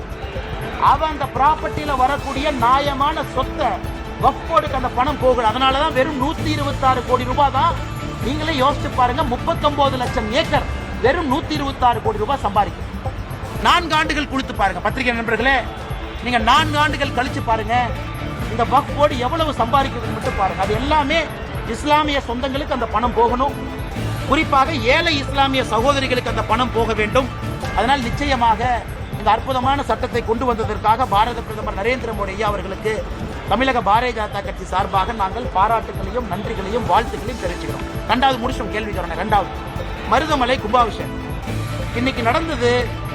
நம்முடைய முருகபெருமான் மருதமலையில முருகபெருமானுக்கு நடந்த கும்பாபிஷேகமா இல்ல திமுக காரங்களே அவர்களுக்கு அவர்கள் நடத்திய மாநாடான்னு சந்தேகமா இருக்கு. பக்தர்கள் எல்லாமே நேற்று சாயந்தரத்திலிருந்து படிக்கட்டுக்கு வெளியே நிக்க வச்சிருக்கிறாங்க. படியில் ஏற கூட விடல. அமைச்சர் சேகர் பாபு அவருடைய மனைவியும் குழந்தையும் போலீஸ் எஸ்கார்ட் போட்டு மருதமலை கூட்டிட்டு போறாங்க. இந்த அநியாயத்தை பார்த்திருக்கீங்களா? ஒரு அறநிலைத்துறை அமைச்சருடைய மனைவியும் மகளும் குடும்பமும் எஸ்கார்ட் போட்டு மருதமலை எஸ்கார்ட் போட்டு. ஆனா முருகபெருமானுக்கு சேவை செய்யக்கூடிய கோயம்புத்தூர் மக்கள் அவங்க எல்லாம் கையை கட்டிக்கிட்டு படி கீழே நிக்கிறாங்க. விபூதி கூட கொடுக்கல. 750 சிறப்பு தரிசன பாஸ். அந்த 750 கரைவேட்டி கட்டியிருக்கக்கூடிய திமுக காரங்களுக்கு கொடுத்துட்டாங்க. அப்ப தொடர்ந்து நாங்கள் சொல்லுவது, இன்னைக்கு மருதமலையில முருகபெருமான அவமானப்படுத்தி இருக்கிறாங்க. உண்மையான பக்தர்களை உள்ள விடல. கும்பாபிஷேகத்துல எப்படி நடத்தப்பட வேண்டுமோ அது போல நடத்தல. இது திமுக மாநாடு போல. சேகர் பாபு அவங்களுடைய மனைவியும் குழந்தையும் ஏதோ கோயம்புத்தூருக்கு டூரிசம் வந்துட்டு அப்படியே மருதமலைக்கு எட்டி பார்த்த மாதிரி வந்திருக்கிறாங்க. அதனால் இதை பாரதிய ஜனதா கட்சி வன்மையாக கண்டிக்கின்றோம். தமிழகத்தில் இதனால் தான் அறநிலைத்துறை இருக்கக்கூடாது என்று தொடர்ந்து சொல்லுகின்றோம். இதுவும் ஒரு பாயிண்ட் நோட் பண்ணிக்கங்க. அதனால முருகபெருமான் பனிஷ்மெண்ட் கொடுக்கட்டும். எந்த ஒரு அமைச்சர்களுமே கலந்துக்கல. ஏன் அந்த மரியாதை கூட முருகபெருமான் கொடுக்க மாட்டீங்களா? அமைச்சருக்கு அப்படி என்ன வேலை? ஒரு முக்கியமான கோயிலுடைய கும்பாபிஷேகம் நடக்குது, அமைச்சருக்கு தவிர என்ன வேலை? மாவட்டத்தினுடைய அமைச்சர் எங்க போனாரு?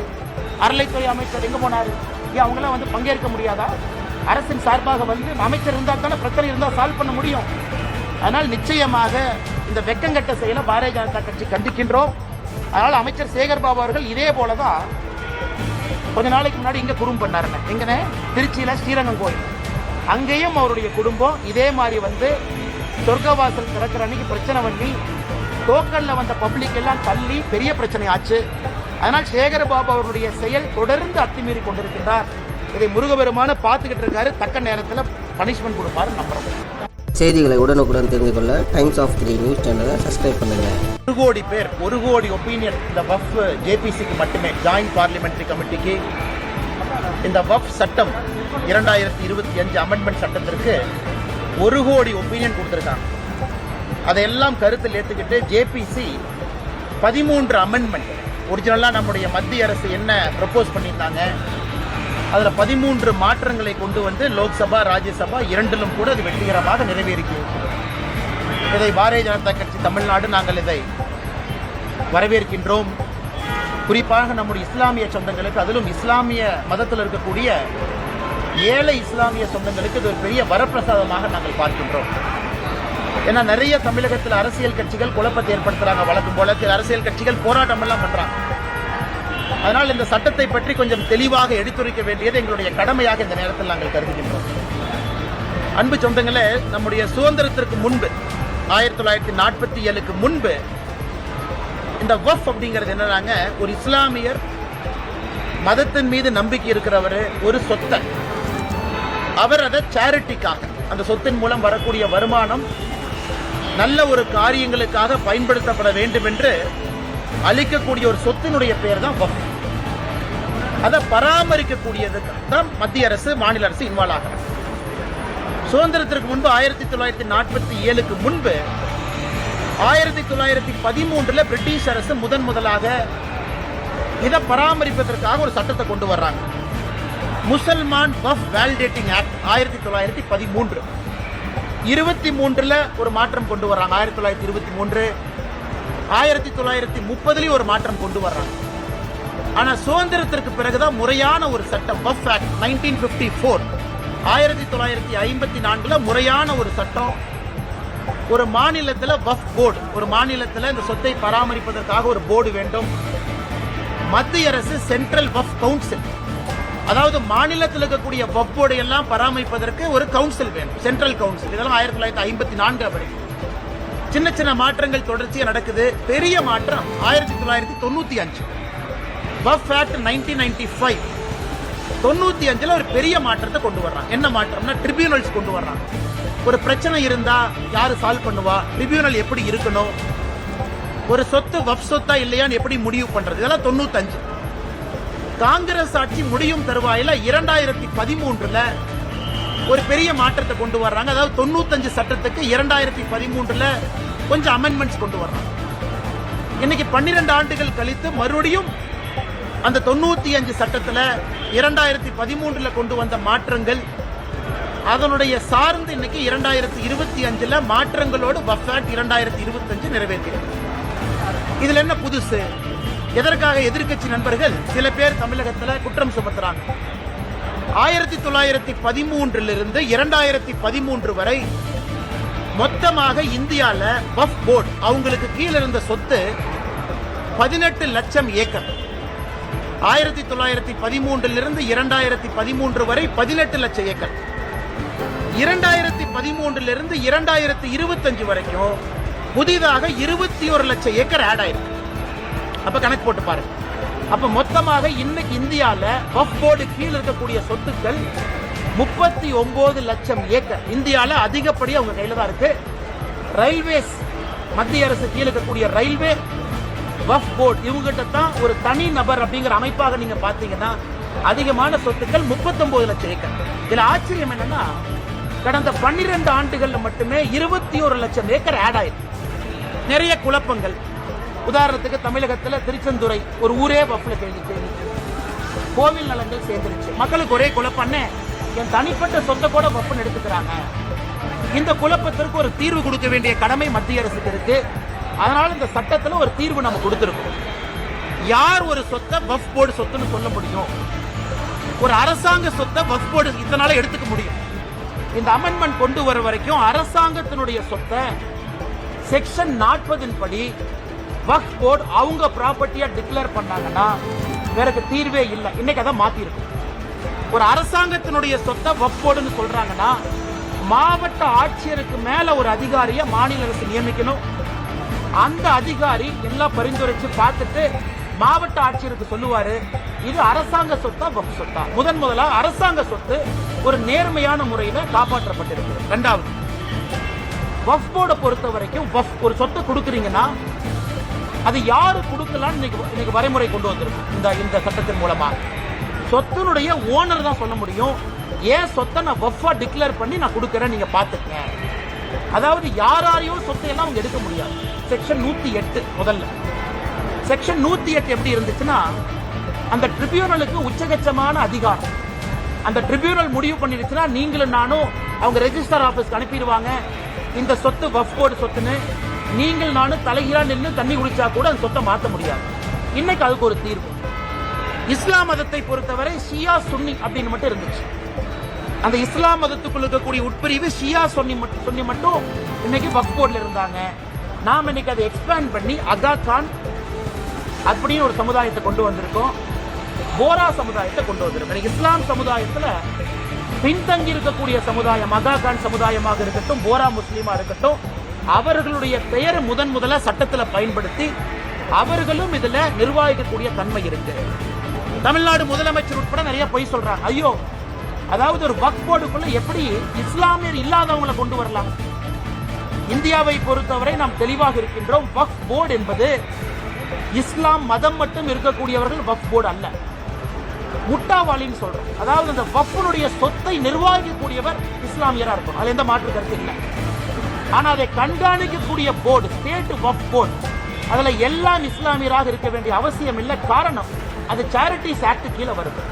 ஒரு சேரிட்டி கமிஷனர் எந்த மதமாக இருக்கலாம். அதே போல வக்ஃப் போர்டை பொறுத்த வரைக்கும் இந்த சட்டத்துல நான் இஸ்லாமியர்கள், இஸ்லாம் மதத்தை சாராதவங்க அட்வொகேட்டா இருக்கிறாங்க, ஒரு சகோதரியா இருக்கிறாங்க, ஒரு எக்ஸ்பர்ட்டா இருக்கிறாங்க, ஒரு சுப்ரீம் கோர்ட் லாயரா இருக்கிறாங்க, சட்டத்தை பத்தி தெரியும், அவங்க எல்லாம் இன்னைக்கு வர முடியும். இதை வேண்டுமென்றே தமிழகத்துல திமுக போன்ற சில கட்சிகள் ஐயோ இஸ்லாம் மதத்தை சாராதவங்க எல்லாம் கொண்டு வர்றாங்க, அது கிடையாது. அதே போல சென்ட்ரல் வக்ஃப் கவுன்சில், அவங்க வேலை மாநிலத்தில் இருக்கக்கூடிய வக்ஃப் போர்டை மேனேஜ் பண்றது. அதிலும் இஸ்லாம் மதத்தை சாராதவங்க இருக்கலாம், எந்த தப்பு இல்லை. ஆனா முட்டாவாளி இஸ்லாம் தான், ஏன்னா அவங்க தான் இந்த வக்ஃப் சொத்தை நிர்வகிக்கக்கூடிய தன்மை இருக்கு. அப்படி இருக்கும் பொழுது இது கிறிஸ்தவ சகோதர சகோதரிகள் பெருசா பாராட்டியிருக்கிறாங்க. காரணம் என்னன்னா, அவங்களுக்கு ஒரு பெரிய வரப்பிரசாதம் செக்ஷன் 40, செக்ஷன் 108 ரெண்டுமே இன்னைக்கு ரிமூவ் பண்ணிருக்கு. ஒரு கிறிஸ்தவ சர்ச்சினுடைய சொத்துக்களை இன்னைக்கு வக்ஃப் போர்டு அவங்களுடைய சொத்துன்னு பல இடத்துல எடுத்திருக்காங்க. அப்ப அந்த கிறிஸ்தவ மதத்தை சார்ந்தவங்க எங்கேயுமே போய் திரும்ப வாங்க முடியாது, ஆனால் ட்ரிபியூனல் அப்பீல் போக முடியாது. இன்னைக்கு அந்த செக்ஷன் 40, செக்ஷன் 108 தூக்கி இருக்கும். அதனால் எல்லா விதமான சகோதரர்கள், குறிப்பா இஸ்லாமில் இருக்கக்கூடிய பெண்களுக்கு இன்னைக்கு நம்ம முதலா சொல்லியிருக்கோம், பெண்களை சார்ந்த என்ஜிஓ அவங்களுக்கு நிதி உதவி, மைக்ரோ பினான்ஸ் இதெல்லாம் செய்யணும். இதெல்லாம் இந்த வக்ஃப் சட்டத்தில் வந்திருக்கக்கூடிய திருத்தம். அதே போல பேக்வர்டு கிளாஸ் முஸ்லீம் அவங்களுக்கு மரியாதை, ஷியா சுன்னி சகோதர சகோதரிகளை தாண்டி புதுசாக அதா கான், ஓரா முஸ்லீம் சொல்ல கொண்டு வந்திருக்கு. அப்படி இருக்கும் பொழுது ரொம்ப ஏற்புடையதாக எல்லா மக்களும் ஏற்றுக்கொண்ட, யாருக்கும் எதிராக இல்லாத ஒரு சட்ட திருத்தத்தை லோக்சபால ராஜ்யசபால கொண்டு வந்து இந்திய மக்களுக்கு நாங்கள் சமர்ப்பித்திருக்கின்றோம். இதுல பத்திரிகை நண்பர்கள் கவனிக்க வேண்டியது நம்முடைய என்டிஏ கூட்டணியில இல்லாத கட்சிகள் ஓட்டு போட்டிருக்காங்க, நல்லா கவனிக்க. குறிப்பாக நவீன் பட்நாயக் அவருடைய கட்சி விப்பு கொடுக்கல, மனசாட்சிப்படி ஓட்டு போடும். ஜெகன்மோகன் ரெட்டி அவங்களுடைய ஒய்எஸ்ஆர் கட்சி விப்பு கொடுக்கல, மனசாட்சிப்படி ஓட்டு போடும். சோ நம்முடைய என்டிஏ கூட்டணியை சாராத கட்சிகளும் வாக்களிச்சு லோக்சபால 288 ஓட்டுகள், ராஜ்யசபால 125 ஓட்டுகள் நமக்கு கிடைச்சு ரொம்ப கம்ப்ளீட் மெஜாரிட்டியோட நல்லா ஜெயிச்ச சட்டம் வந்திருக்கு. அதனால் தமிழகத்துல நம்முடைய மாண்புமிகு முதலமைச்சர் ஐயா மு.க. ஸ்டாலின் அவர்கள் சும்மா இந்த மைனாரிட்டி சமுதாயத்துல பயத்தை ஏற்படுத்துவது மட்டுமே முழு நேர வேலையா வச்சிருக்கிறாங்க. சும்மா பயத்தை ஏற்படுத்து, இதை புடுங்கிட்டாங்க, அதை புடுங்கிட்டாங்க. இன்னைக்கு மைனாரிட்டி சகோதர சகோதரிகளை எம்பவர் பண்ணிருக்கோம், அவங்களுக்கு நம்பிக்கை கொடுத்திருக்கோம், அவங்களுக்கு உரிமை கொடுத்திருக்கோம். அப்படி இருக்கும் பொழுது எப்படி இது இஸ்லாம் மதத்திற்கு சகோதரர்களுக்கு எதிரான ஒரு சட்டமாக இருக்கும்? அதனாலதான் கொஞ்சம் விலாவரியாக நம்முடைய பத்திரிகை நண்பர்கிட்ட பேசுறோம். அன்பு சொந்தங்களே, அது மட்டும் இல்ல, இன்னைக்கு மொத்தம் இருக்கக்கூடிய 39 லட்சம் ஏக்கர் வக்ஃப் போர்டு கீழ் இருக்கிறது. சம்பாதித்த வருமானம் 126 கோடி. இது தமிழ்நாட்டில் HRNC டிபார்ட்மெண்டோட மோசமா ஃபங்க்ஷன் ஆயிட்டு.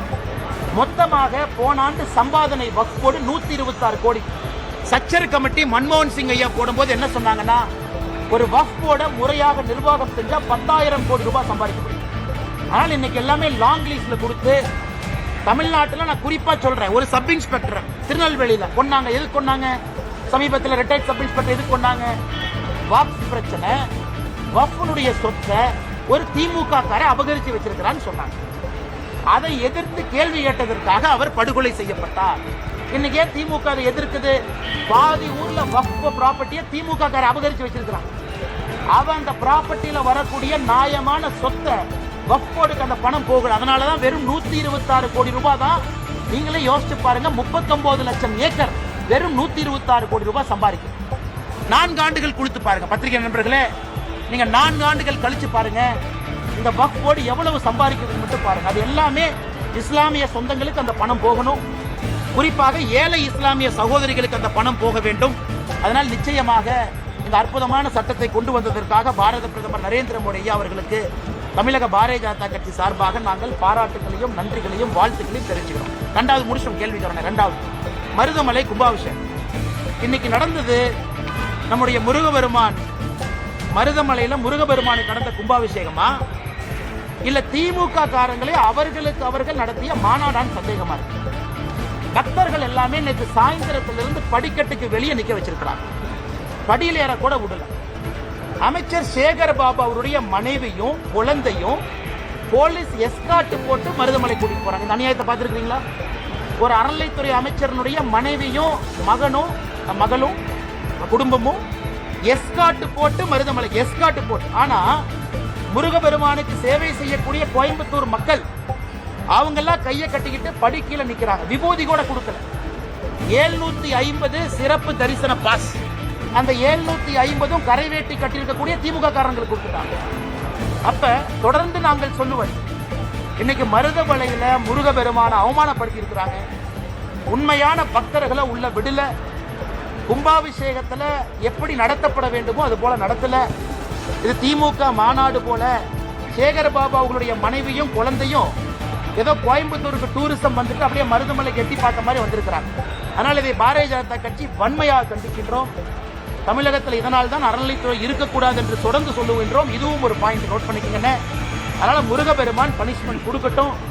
எந்த ஒரு அமைச்சர்களுமே கலந்துக்கல. ஏன் அந்த மரியாதை கூட முருகபெருமான் கொடுக்க மாட்டீங்களா? அமைச்சருக்கு அப்படி என்ன வேலை? ஒரு முக்கியமான கோயிலுடைய கும்பாபிஷேகம் நடக்குது, அமைச்சருக்கு தவிர என்ன வேலை? மாவட்டத்தினுடைய அமைச்சர் எங்க போனாரு? அறநிலைத்துறை அமைச்சர் எங்க போனாரு? ஏன் அவங்களாம் வந்து பங்கேற்க முடியாதா? அரசின் சார்பாக வந்து அமைச்சர் இருந்தால் தானே பிரச்சனை இருந்தால் சால்வ் பண்ண முடியும். அதனால் நிச்சயமாக இந்த வெக்கங்கட்ட செயலை பாரதிய ஜனதா கட்சி கண்டிக்கின்றோம். அதனால் அமைச்சர் சேகர் பாபு அவர்கள் இதே போலதான் கொஞ்ச நாளைக்கு முன்னாடி இங்க குறும்பு பண்ணாருங்க. எங்கன்னு? திருச்சியில ஸ்ரீரங்கம் கோயில். அங்கேயும் அவருடைய குடும்பம் இதே மாதிரி வந்து சொர்க்கவாசல் திறக்கிற அன்னைக்கு பிரச்சனை பண்ணி டோக்கன்ல வந்த பப்ளிக் எல்லாம் தள்ளி பெரிய பிரச்சனை ஆச்சு. அதனால் சேகர் பாபு அவருடைய செயல் தொடர்ந்து அத்துமீறி கொண்டிருக்கிறார். இதை முருகபெருமான பார்த்துக்கிட்டு இருக்காரு. தக்க நேரத்தில் பனிஷ்மெண்ட் கொடுப்பாரு நம்புறோம். செய்திகளை உடனுக்குடன் தெரிந்து கொள்ள டைம்ஸ் ஆஃப் 3 நியூஸ் சேனலை சப்ஸ்கிரைப் பண்ணுங்க. 1 கோடி பேர் 1 கோடி ஒப்பீனியன் இந்த வஃப் ஜேபிசிக்கு மட்டுமே, ஜாயிண்ட் பார்லிமெண்டரி கமிட்டிக்கு இந்த வஃப் சட்டம் 2025 அமெண்ட்மெண்ட் சட்டம்